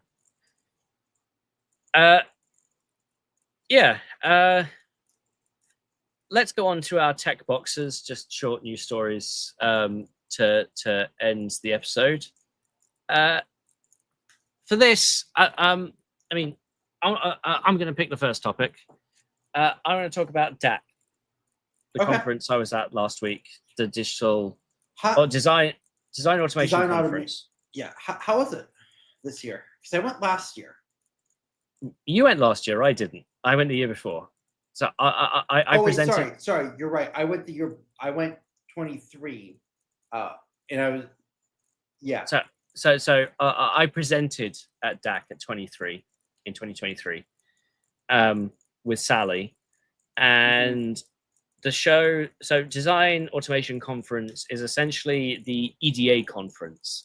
EDA is the software that helps you design chips. Cadence, Synopsys, Siemens, that jazz. And it's basically that community's ability to talk about IP, talk about design, talk about validation, verification, signaling, timing, and everything else. Everything to do with chip design, everything from software to silicon, right? So 2 years ago, it was co-located with another conference called Semicon West. So this is the big semiconductor conference, multiple times the size of DAC, but it's all about the fab industry. So we're talking machines that make boules that you cut silicon wafers on. We're talking about companies that make the grinding discs to cut up chips. We're talking about the testing equipment that goes into post-manufacturing. We're talking about companies that make chemicals for fabs. It's a massive conference, and so being co-located, you had a bunch of people who went to DAC, a bunch of people who went, a lot more people who went to Semicon West, and there was some crossover because one ticket got you into both. Last year and this year, they're not co-located, so there's a lot fewer people at DAC. Pre-pandemic, they said DAC was about 10,000. After the pandemic, it went down to about 5,000, and now they're back up to about 5,500, 6,000. This year, normally they're in one floor of the Moscone West. This year they were over 2, but unfortunately they don't have enough companies in that industry to fill the second floor. So some of the areas where you would expect the booths of the company to be were empty. So they filled it with seats for people to sit and food for people to eat at lunch.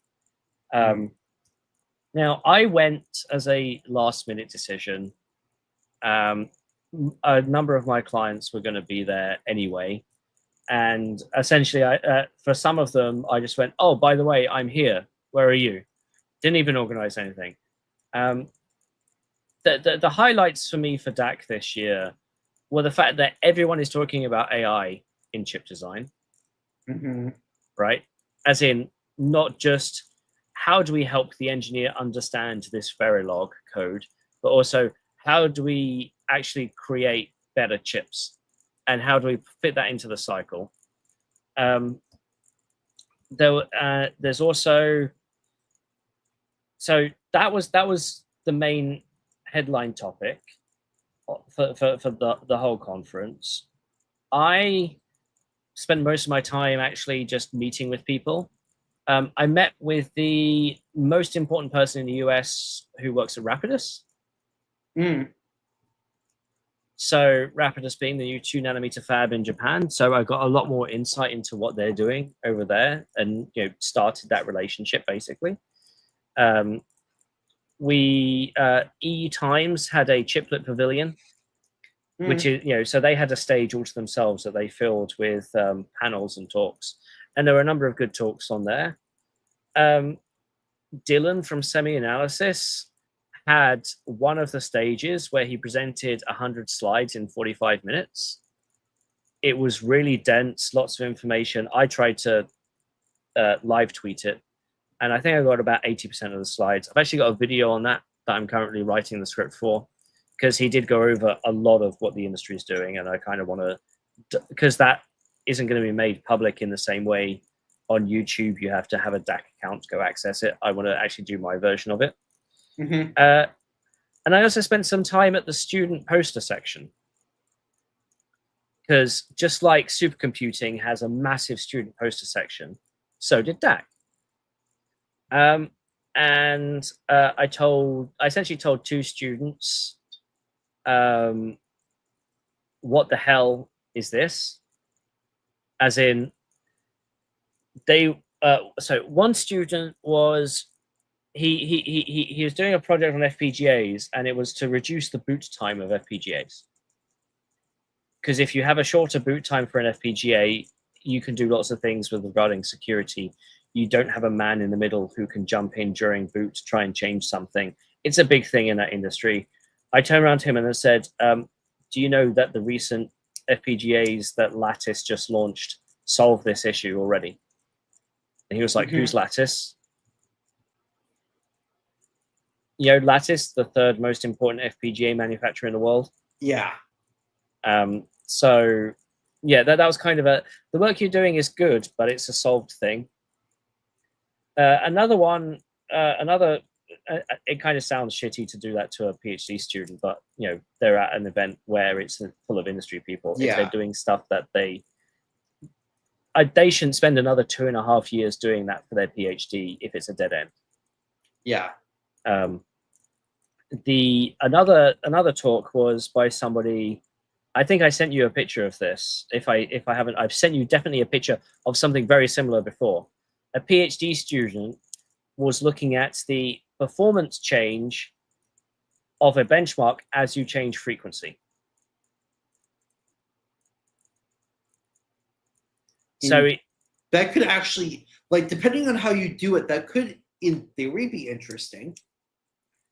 So what he did is he took two atom-based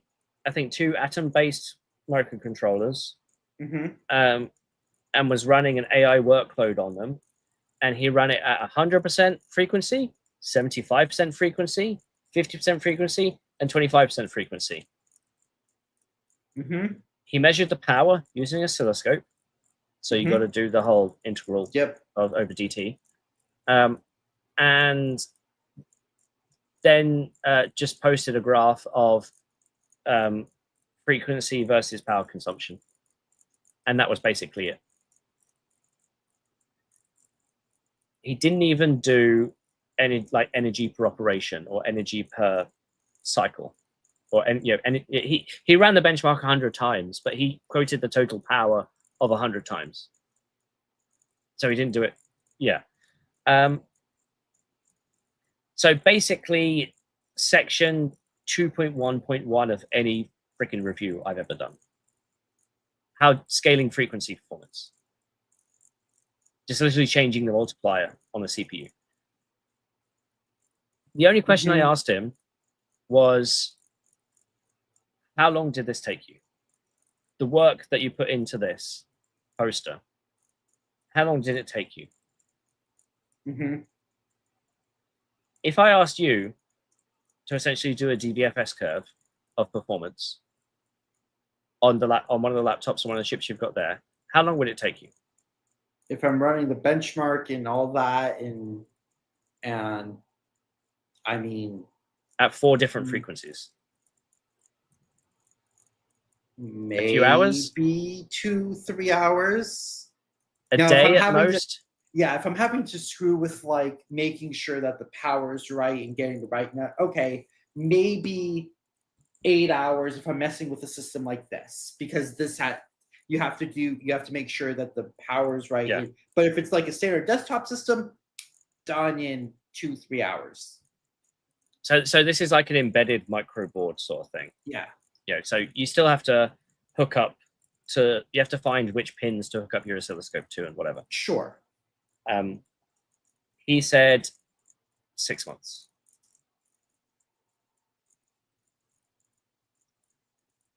Do you fancy a PhD? Because this guy is first-year PhD student. It took him, oh my God, 6 months. Now, that I didn't ask if that was all he did in those 6 months. If I was to say duty cycling, do you know what that is? Yes. So for those of you who don't know what duty cycling is, if you have a CPU, take a CPU, the optimal efficiency point of the CPU might be 800 megahertz, right? If you want to run this at 400 megahertz, what the system will do is actually run it at 800, but only run it 50% of the time. So rather than reducing frequency, it reduces the amount of time it runs. Then it sleeps, then it runs, then it sleeps. So that's called a duty cycle. You're still running at 800 megahertz because that's the most efficient. You're just turning it on and off. He didn't know what a duty cycle was. Because I also asked him, when you get down to certain frequencies, you're probably in a duty cycle mode, not in a that's your actual frequency mode. Yeah. And he didn't know what a duty cycle was. I have a feeling he wasn't a double E as an undergrad. He may have been something like a chemist or a physicist or okay. No, mathematician. I knew what a duty cycle was. Mathematician.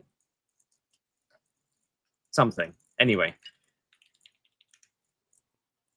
Anecdote number 3, and this is the big positive one. Okay. So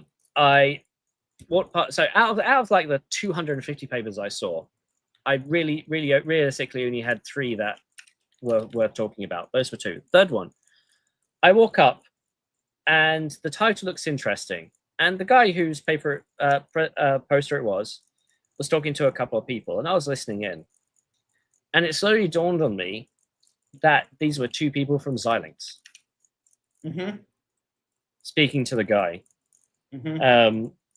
And they were there for a couple more minutes. They finished the conversation. I actually introduced myself to the AMD people because AMD is a client of mine. What he was doing was, you know, today we talk about 3D stacking. Yes. Logic, SRAM, or SRAM logic. Eventually, the future is that you get to be logic on logic. Right? That's the goal, right? Thing is, how you do logic can be different. You might have core and core, or you could have 2 different parts of the core on different layers. Also known as IP slicing, if you've ever IP slicing. But you can also do circuit slicing, as in the IP blocks themselves are split. There's actually a good AMD slide, yes. Slide of this. Yes. So instead of doing that on 2 layers of silicon, imagine you just did 2 layers of transistors in the same piece of silicon. 3D monolithic design. Interesting. His poster is essentially the research group he's part of has developed a tool that generates Verilog to run a simulation of 3D monolithic stacking in an FPGA. So you That's spicy. So you can benchmark the benefits. Now, so you could still do, you know, core slicing, IP slicing, circuit slicing, but for him, it was just a case of what does this mean for like networking and connectivity and wire delay and timing. And they called it it was initially called 3D FP Gen, but FP's obviously used in AI as floating point. So they've renamed the tool Lasagna. Ha! I like that. I like that. I have already written a script for a video on this because I think it's pretty cool. That's actually really cool. Yeah, it's I added the guy on LinkedIn, pinged him, and he was like, "Oh wow, I didn't expect anybody to care about this." But the thing that excited me is that the Xilinx people were asking him really deep, detailed questions about how he did it. And Was he answering? yes, Awesome. because if you're selling to Xilinx people, hey, we're modeling 3D monolithic FPGAs, the answer you want to get from them is what? So they could obviously say, wait, what? Or, well, we've been looking at this too. But if you want to be somebody who gets a job working on FPGAs, that's a pretty cool portfolio thing when you go for your job interview, right? So yeah, I've already written like a 12-minute video on this, written the full script, describing the process as I've described to you about. I go into a bit more detail about what they've done. It's going to be open sourced. I talk about some of the benchmarks. So they do benchmarks on what they call a bitonic sorter, which is a type of IP block you can put into a core, looking at the wire delay lengths and everything else. So yeah, obviously from a manufacturing perspective, 3D monolithic. Right, you might say, well, that's going to be complex, but we're going to get into CFETs at some point, which is essentially multi-layer transit. Well, it's putting one transistor over 2 layers rather than 2 layers of transistors over 2 layers. It's a bit of a different thing. But if you could, rather than stacking chips, if you can just put two logic layers in one, yeah. That was really fun. That was one of the highlights of DAC, and as a result, I'm doing a video about it. I also bumped into the Athos Silicon guys, the ones making the Mercedes chip. They were there. So I have a picture of me, Francois, and James Pryor. I saw that image. James Pryor was the guy who worked at AMD pushing Threadripper. Yes. Francois was the guy at Intel who was like the platform architect and optimization architect for Nehalem back in the day. If I'd have taken that photo 10 years ago, one of the three of us would be on the floor with some sort of stab wound because of the competitive nature and the personal relationships. But no, James works at MIPS now. Francois has this, Mercedes Athos Silicon spin-off he's working on, and obviously I'm an analyst, so that's pretty cool. But that was quite fun. Did I get much out of DAC? As a conference, no, not really. Dylan's talk was really interesting. A couple of the EU Times talks were interesting. The posters, like I say, I found one really good one that I took a shine to. Next year, it's going to be in Long Beach. Oh, so in my backyard, so to speak. Yeah. So yeah, it might be a bit because the thing is, if I go to San Francisco, I can have meetings with other people. I can make a week out of it. If it's in Long Beach, none of the companies I work with are there. The only people I know who are in the area might be other content creators. I'm not entirely 100% where Long Beach is, but I know people like Austin Evans are in Pasadena and stuff like that. South of LA. It's in the LA region. So it's north of Carlsbad, south of LA. Yes. Okay. It's much closer to LA than it is Carlsbad. Yeah. MediaTek have done events there in the past, but I've never been. But after that, it's actually going to the San Jose Convention Center, which is a lot easier for me to see all my clients that week if I need to. So I'm not sure if I'm going next year. It might be a last-minute decision thing if I go. I don't particularly want to present again or anything. And the fact it was over 2 floors, that second floor just felt empty. Yeah, most people are on the one floor. So, as much as this is not a fun topic to talk about, what are your chances that DAC will still be around? Oh no, for the people in that industry, it's the event of the year. Okay. Right. I did speak to a couple of people, and they said, DAC used to be, even when it was 10,000 people, it used to be the same people every year coming together.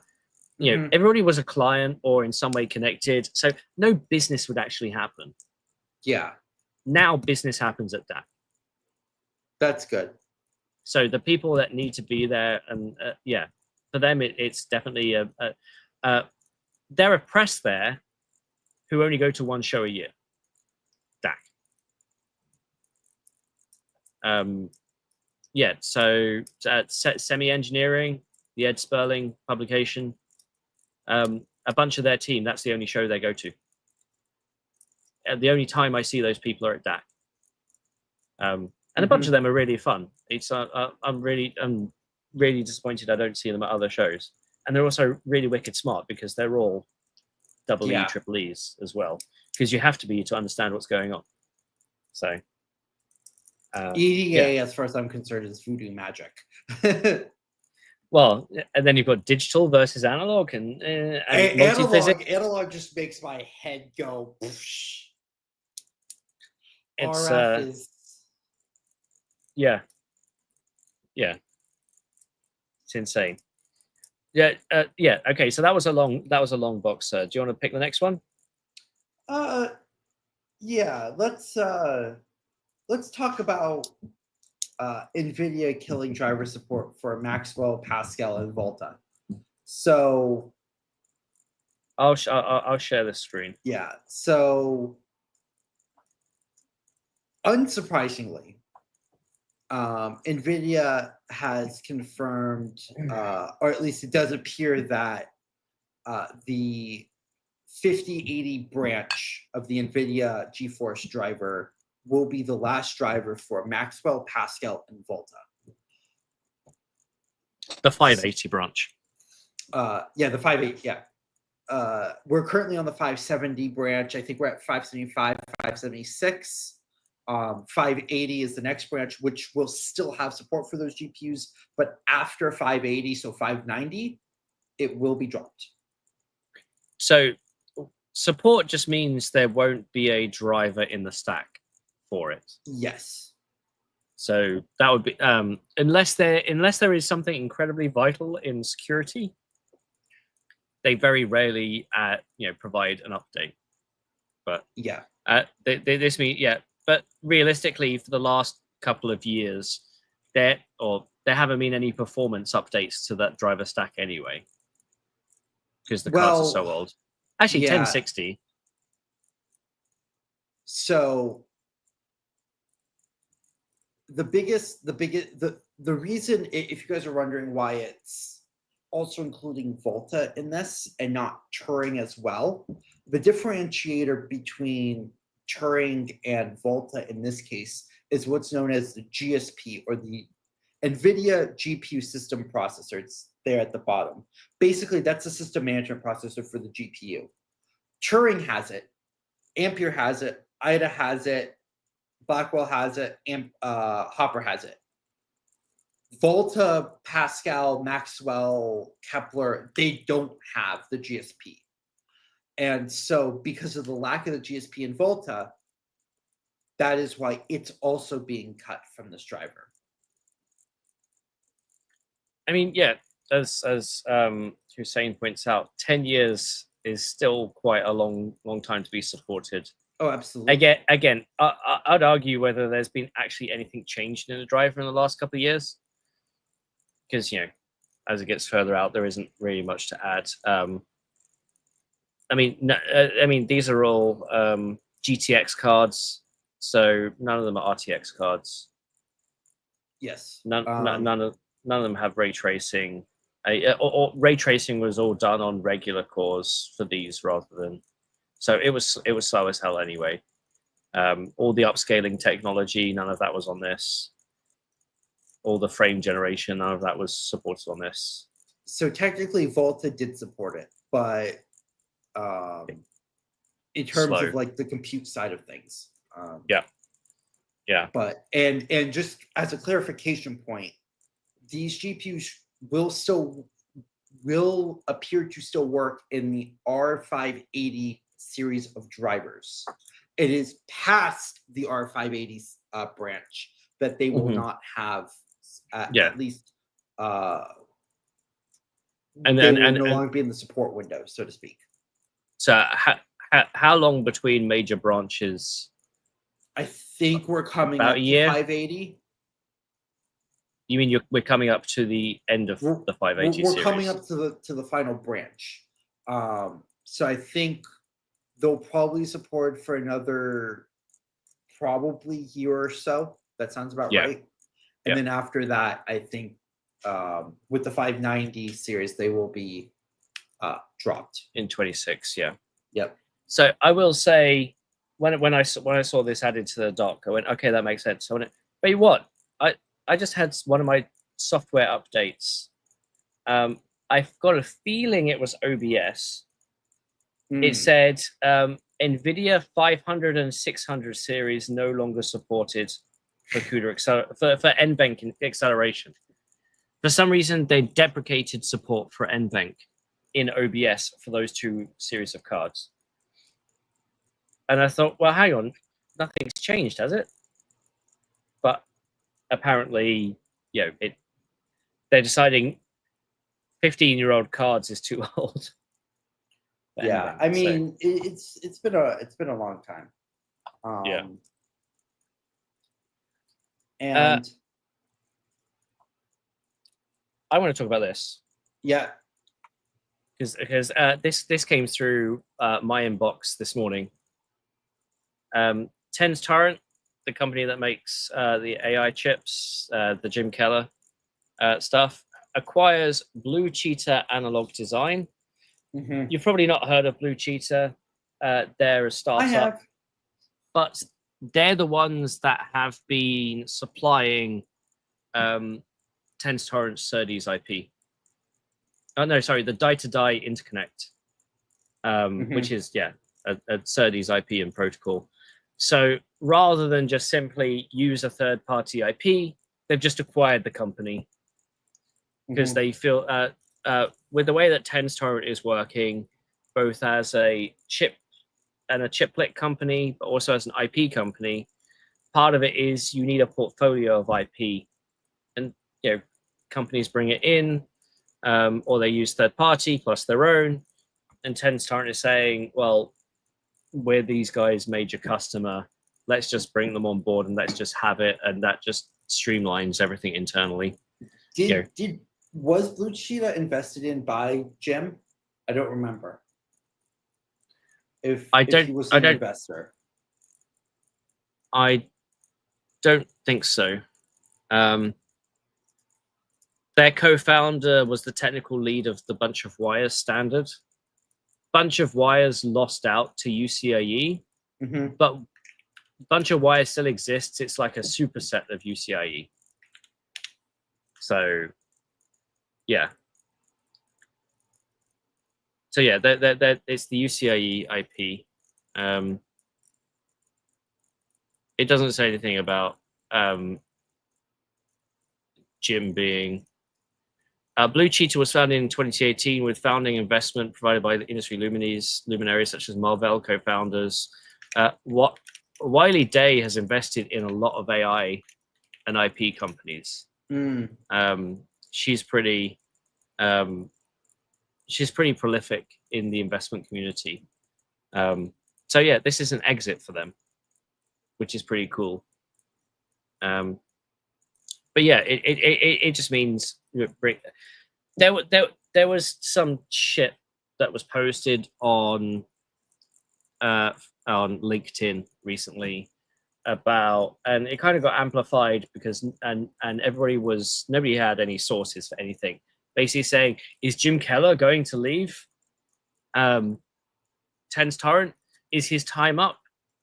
And the guy just said anonymous source. The thing is, this guy isn't press.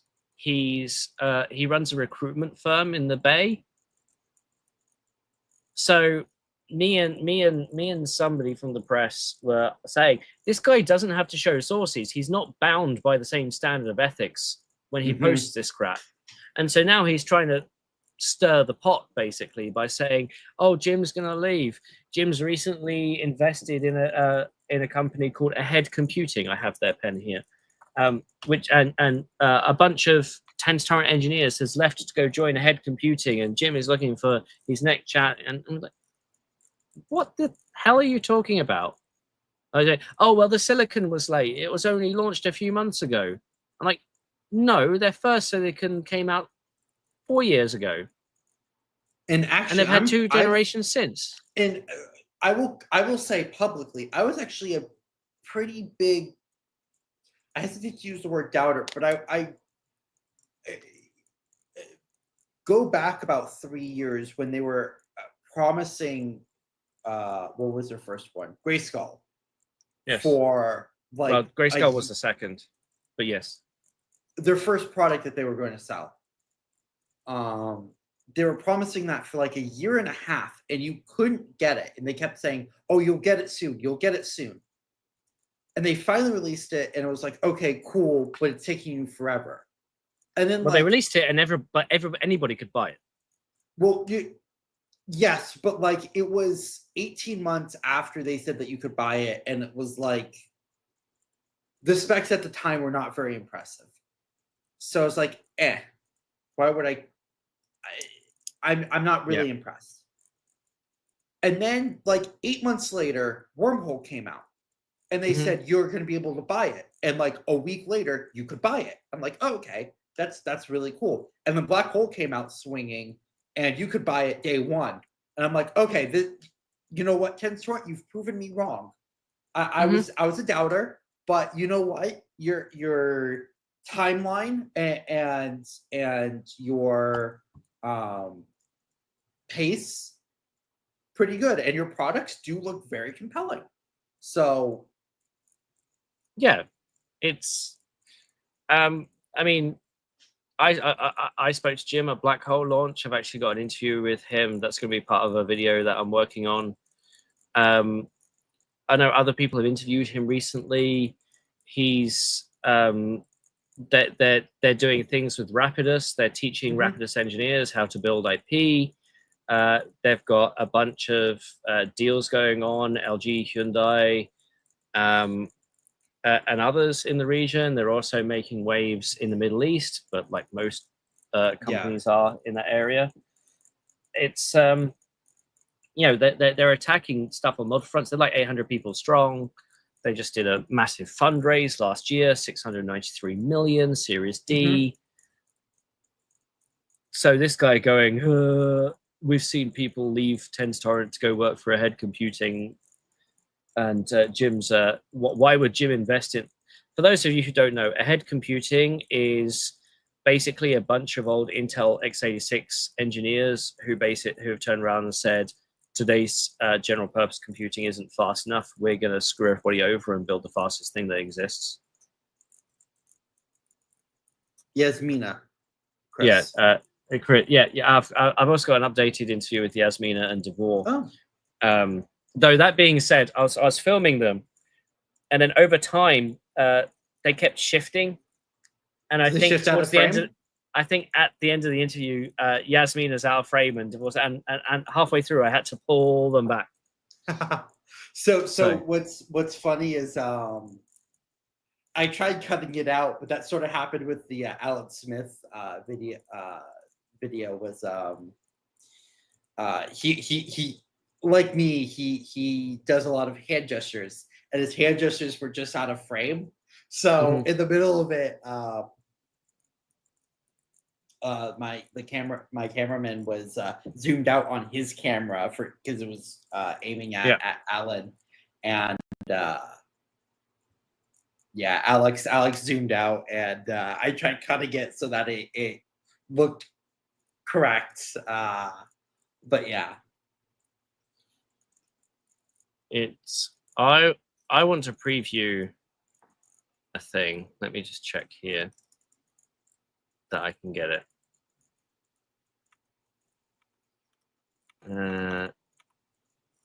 But let's move it over here. Share the screen. Preview of an upcoming video.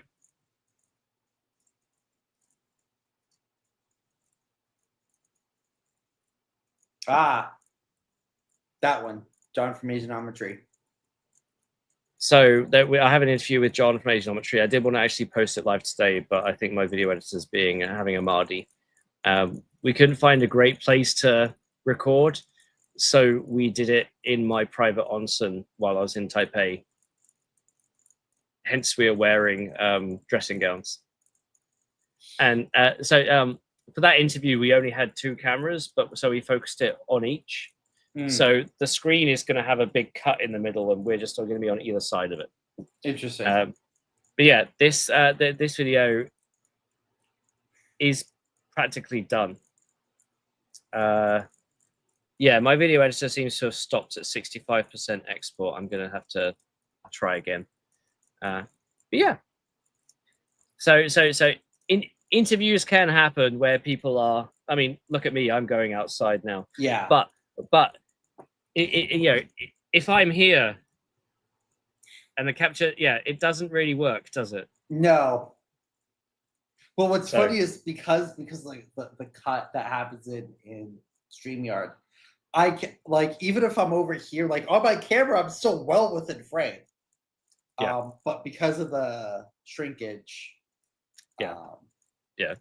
I mean, I can always come on. No. Or yes, or you can do head tracking. Well, I can. Yeah, I can zoom out on the camera. I know, but chances going on the road with head tracking cameras and PTZ cameras on gimbals, that's not equipment you want to cart around everywhere. So, yeah. So there's okay. Yeah, so did you have another topic? Because I think I want to end on one particular one. I was gonna do the Synology one. Okay. Unfortunately, it is Tom's link. So the editor-in-chief of Tom's Hardware is no longer there. Yes. It's now our friend Paul Alcorn is now the editor-in-chief. Interim editor-in-chief. He doesn't have the job. Hopefully the editor-in-chief of Tom's is now working at the Register. And the publisher, Future, because it's the same publisher that was an Antec, Laptop Mag has been shut down. Oh. So they've mothballed one of their tech brands, another one, an Antec last year, Laptop Mag this year. What's next year? Tom's Guide? Tom's Hardware? I don't know. Yeah. We'll see. Yeah, okay. So walk us through the story, because I've not heard this one. So now, as some of you may know, Synology a couple weeks ago got into some very hot water, appropriately so in my opinion, for essentially putting out a list of certified hard drives and saying anything not on this list will not get warranty support from us.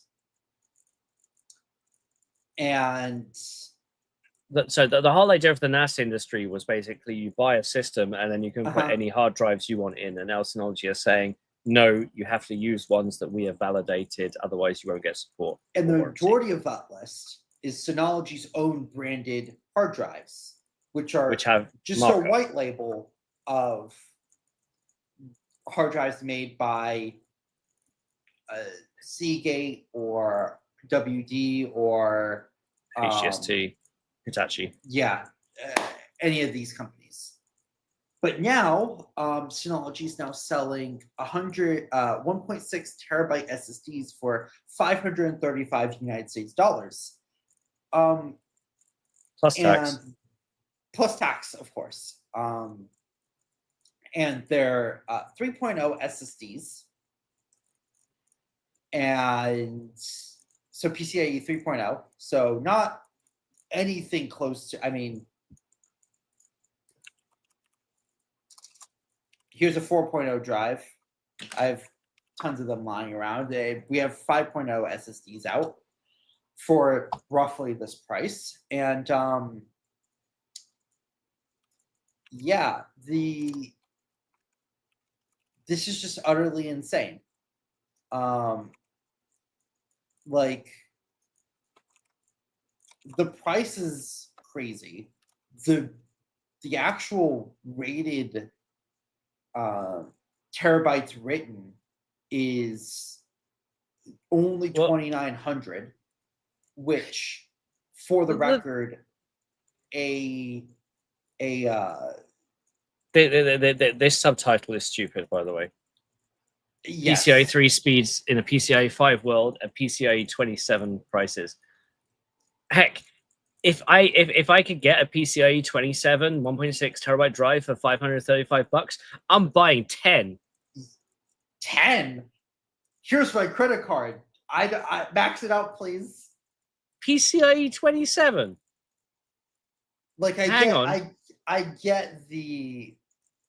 Somebody work out, if we're doubling bandwidth every generation, what the heck that is. I mean, don't get me wrong, the distance inside PCB is going to be like 1 micron. But I did want to bring this up, right? So 1.6 terabyte SSD for $535, PCIe 3 SSD. And there's no saying whether that's got DRAM on it or anything either. A 4 terabyte P3 Plus from Micron, a PCIe 4x4 is $220. So less than half the price, you get 2.5 times the capacity and double the and PCIe 4. What's the terabytes written for the drive? For this is probably like 0.1 drive writes per day for 5 years or 3 years. What's this?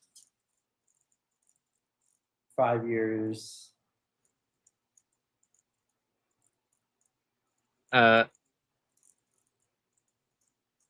Synology also claims a tested endurance of 2,900 terabytes written. Whereas the comparison in the article is a WD Red SN700, which is one of their lower end drives. The 2 terabyte version is 5,100 terabytes written. So it's not even a high endurance drive. Well, NAS drives are meant to be read mostly, write few. Well, no, their marketing is, it's a write intensive designed SSD for Synology's marketing. So, but yeah, no, it's not even like, some of you may know what this is. Yeah. It's not even one of these. Yeah. These newest drives are purpose-built for Synology NAS. Yes, because that's what exactly you say with a rebadged white label. A hefty R&D testing process. And features like power loss protection. Oh, yes, like every other SSD ever. Not quite, but yeah. And you know what? It's smaller than the M.2 110. Right? It's a 2280, not a 22110. So we're going to promote it as being smaller than the standard, even though every drive is smaller than that except a few. Yeah.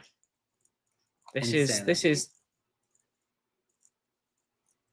yeah, vote with your wallet. Yeah. I don't own a Synology NAS, do I? No. I have 4 QNAPs and a Seagate. The reason I have 4 QNAPs is because they were really cheap. As Dom says in the chat, yes, this desktop replacement I ordered white labeled from Clevo was actually designed ground up by me. Right now in my Instagram feed, I keep being shown this device that you put in your refrigerator that's designed to help clean the air so stuff doesn't get moldy as quickly.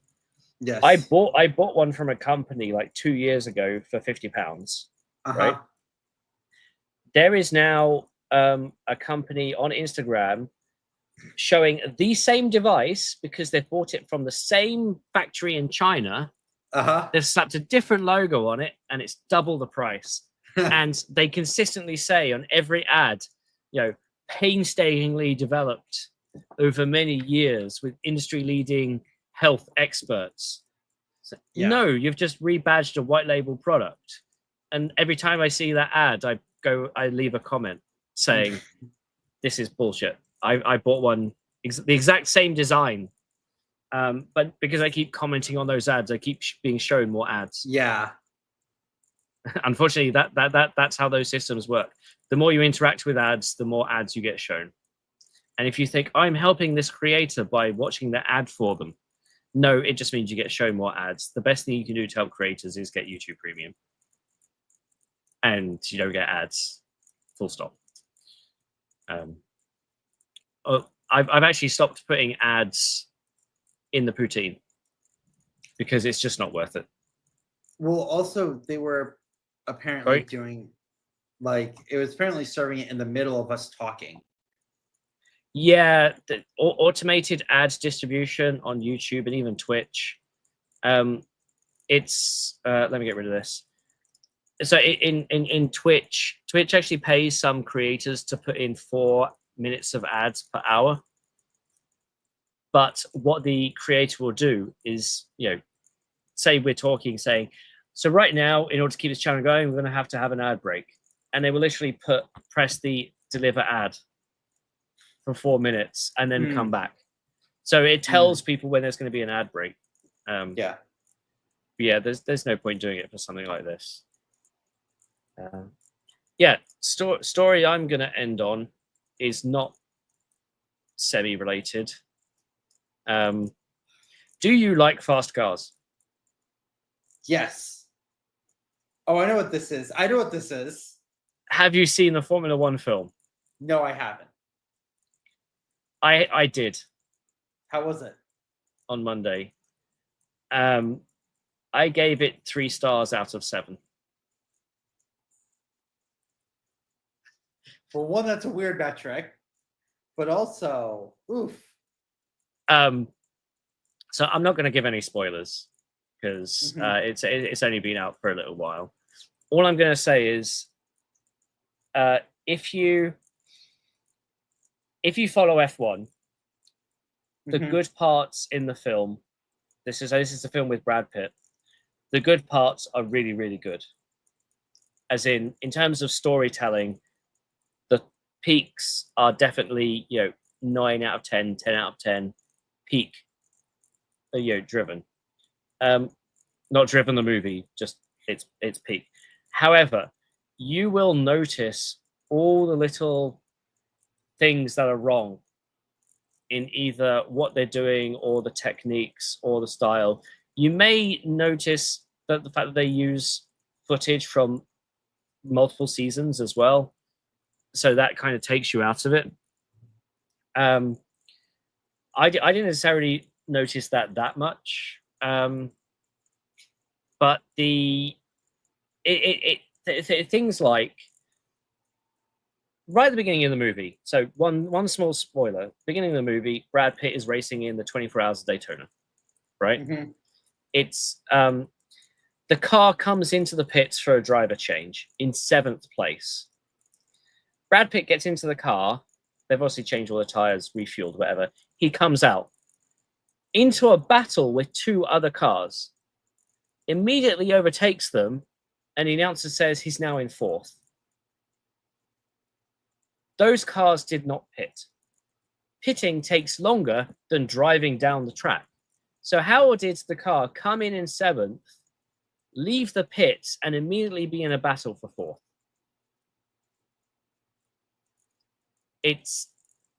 That was the first thing that really stood out to me. Other things in the film are a bit more subtle, but they'll get through it. For whatever reason, they've put a romance line in this film. It has almost no bearing on the film whatsoever.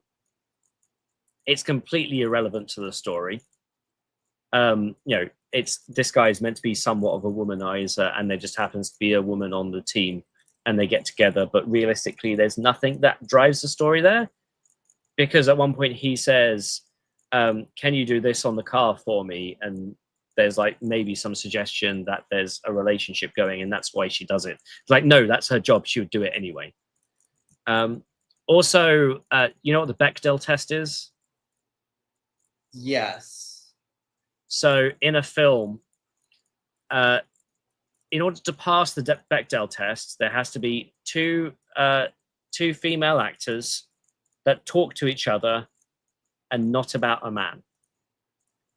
This film does not pass the Bechdel test. There are I'd say there are 3 women in the story and one sort of like tertiary actress. But at no point do they even talk to each other, let alone not talk to, not talk about men, for example. I get it. F1 is a female-dominated sport. They did go out of their way to put a female actor in one of the prominent roles in the team. But again, she becomes the love interest, and that doesn't really work. So, yeah, this is why I'm saying 3 stars out of 7, because the racing bits are good, and some of it is hyper contrived. Like again, one of the premises is that this guy used to be an F1 in the 90s. He's coming back in the early 20s to race, and no 60-year-old driver would ever be able to race Formula 1, because you've got to deal with the equivalent of about 100 pounds of force on your neck. Yeah. And the oldest Formula 1 driver right now, I think, is Alonso, who's 43, 44. And Hamilton is 42. No, sorry, Hamilton is 39, because he's slightly younger than me, or slightly older than me, or something like that. Yeah, and they're basically at the end of their careers. At no point are you going to get a 60-year-old to do that sort of racing. And also, it's a team that is apparently right at the back with a shitbox. They make one small upgrade, and now they're fighting for wins. Yeah. So, yeah. Don't go out of your way to watch it. If it's on the entertainment on a flight, it might be worth a crack. Sure. Or if you just happen to be at the cinema and there's nothing else to watch, it might be worth a crack. If you're not a fan of F1, it might be a bit meh. If you're a fan of Drive to Survive, but not F1, you might like it a bit more. You might be more nearer the F1 fan sort of thing. So Rura says, it's not for hardcore F1 fans. Again, as a hardcore F1 fan, the highs were really high. It is mostly Brad Pitt, looking cool for camera as well. So it's Brad Pitt being Brad Pitt. One of my new clients may get me to the Abu Dhabi race. Nice. So that would be fun. So even though Abu Dhabi as a racetrack is 80% chance it's going to be a terrible race. Yeah. In terms of Formula 1 films that are worth a damn, or in terms of racing films that are worth a damn, Rush is good. Rush is really good, except for one thing. The 2 leads in Rush are Daniel Bruhl, who plays Niki Lauda, and the Hemsworth, who plays James Hunt. Bruhl shadowed Niki Lauda for months, ate with him, spoke with him, to get his mannerisms down pat and think like the driver. Hemsworth didn't even contact the Hunt family. James Hunt has passed away, but even then, didn't ask the family how was he like as a person. Well, all he relied on was Hunt's media appearances as his backing, and it really shows because Bruhl is 10 times the actor Hemsworth is in that film. Yeah. Ford versus Ferrari, the one with Christian Bale, is amazing. It's a shame. It's just such a sad story. I mean, that's, yeah.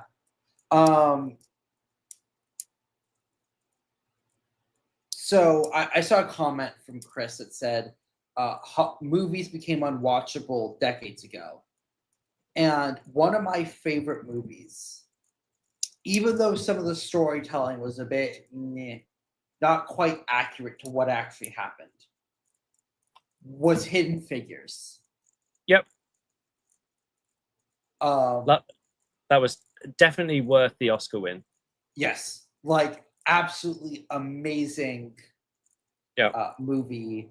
And it actually, the story, I would argue, in one of the few times they've done it, Hollywood underplayed the actual story. Yeah. There's so much more there.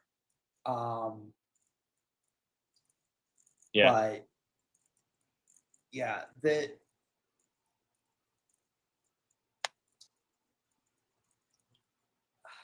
Okay, then question. Favorite film of all time? Favorite film of all time? Oh God, that's or top 3.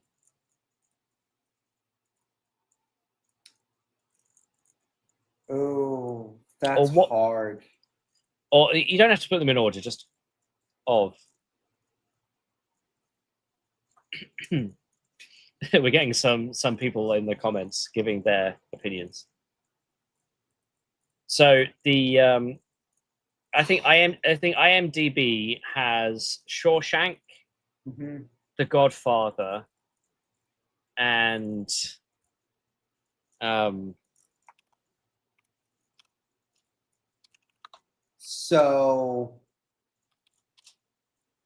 yeah, Shawshank, Godfather, then The Dark Knight, then Schindler's List. Okay, Lord of the Rings going, is number 6. I'm going to exclude Shawshank Redemption and Schindler's List because those are, yeah, like I'm gonna excluding movies like LOTR, Godfather, movies like that. I'm going to say Hidden Figures. Yep. The Breakfast Club. Okay. And The Green Mile. Yep. Yeah. Green Mile is quite high on this list, I think. Oh, is it? Yeah, 24th. My top film has a Metacritic score of 49.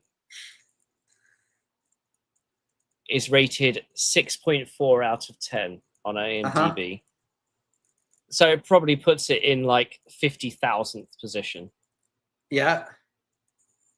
It is the film Final Fantasy: The Spirits Within. Why am I not surprised? In case none of you know, Ian is a massive Final Fantasy fan.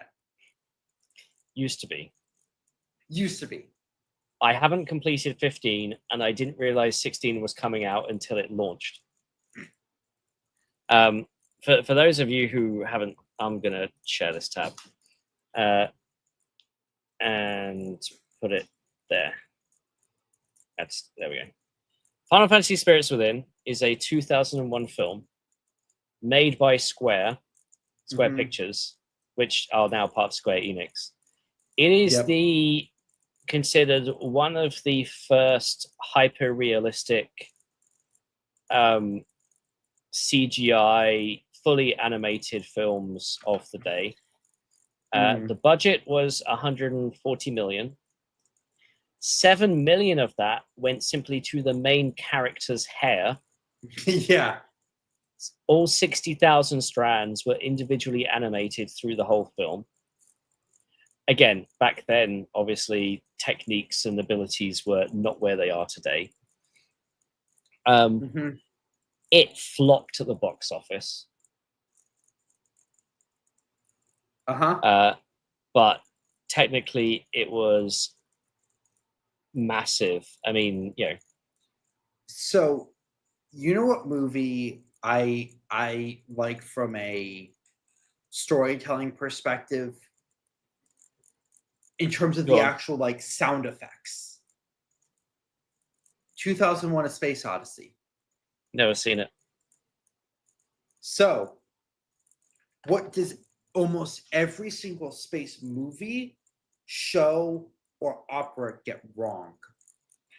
Noise in space. Exactly. 2001 is silent in space. Every time there's a space movie now, there's always the Neil deGrasse Tyson video of how he debunks everything. So Dom is shouting at me for not seeing 2001. I actually haven't seen a bunch of top films, though I'm better than some people. Top 10 list here. I'm gonna read the top 25, and I want people in the comments to keep track of how many they've seen, and put a comment in. So Shawshank, I've seen. The Godfather, I've seen. I have not seen The Dark Knight. I have. Not... I was dragged there by my cousin. I'm not necessarily a Batman fan. I'm not either. I was just dragged there. That angers a few people. I've not seen Schindler's List. Oh, I have. I should do though. I've seen a bunch of reels. 12 Angry Men, I don't think I've seen. Lord of the Rings, I've seen. The Return of the King. I don't think I've seen Godfather Part 2. I have seen Fellowship of the Ring. I don't think I've seen the Inception all the way through properly. I think I've seen it in parts. Yeah, so I'm not. I think, so I'm, I think so I've I'm seen not, like 60 or 7% of that movie in parts. Yeah, So Fight Club, I've seen. Pulp Fiction, I've seen, but I only saw that 2 years ago. I watched Pulp Fiction in my CSI class. Not even joking. Forrest Gump, yes. The Good, the Bad, and the Ugly, I don't think I have. Lord of the Rings, Two Towers. Yep. I've not seen Interstellar. I have. I've not seen Goodfellas. No, I haven't seen that. Seen The Matrix. I've not seen One Flew Over the Cuckoo's Nest, though I have bought it for someone. Star Wars Episode 5, I think I've seen it. I'm pretty sure I have. 12th Fail, I have no idea. Oh, it's a Bollywood film, so. Oh, you'd know. 7, I don't think I've seen 7. I've not seen Silence of the Lambs. I have. I've not seen City of God. I've seen The Green Mile. And I've seen Spirited Away. So I'm 12 out of 25. And then I've seen the next two. I've seen Star Wars New Hope and Saving Private Ryan. Yeah, I think I've seen A New Hope. I haven't seen Ryan. I have not. Okay. So I guess the other movie I would put on my greatest movies, just because of how accurate it was, is My Cousin Vinny. As a law movie, it's actually really good. I've seen parts where on YouTube Shorts where Marissa Tomei is on the stand. The engine. Yes. Yeah. So good. Or the defense is wrong. Yeah. That was so good. Marissa Tomei did such a good job. I've seen Parasite, seen Gladiator, haven't seen Dune. I've seen Django Unchained, Back to the Future. Haven't seen Leon, but I know of it. I've watched Alien. Yeah. I've watched American History X.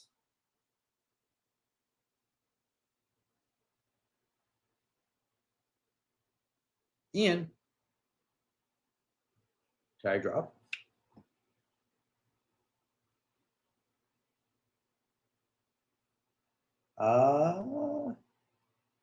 Is it just me? Chat. Okay, so it's just me. Well, apparently Ian's frozen. Yeah, so there's not a ton of movies I necessarily. Yes, that's Ian's thinking pose, Chris. Yeah, I'm not a massive movie nerd. Oh, and apparently he's completely dropped. Yeah, so favorite cult classic? Schmidt, thank you for the $5. Favorite cult classic? Yeah, I think it's still Breakfast Club. Whether you consider that a cult classic or not, up to you. Probably never choose Pulp Fiction.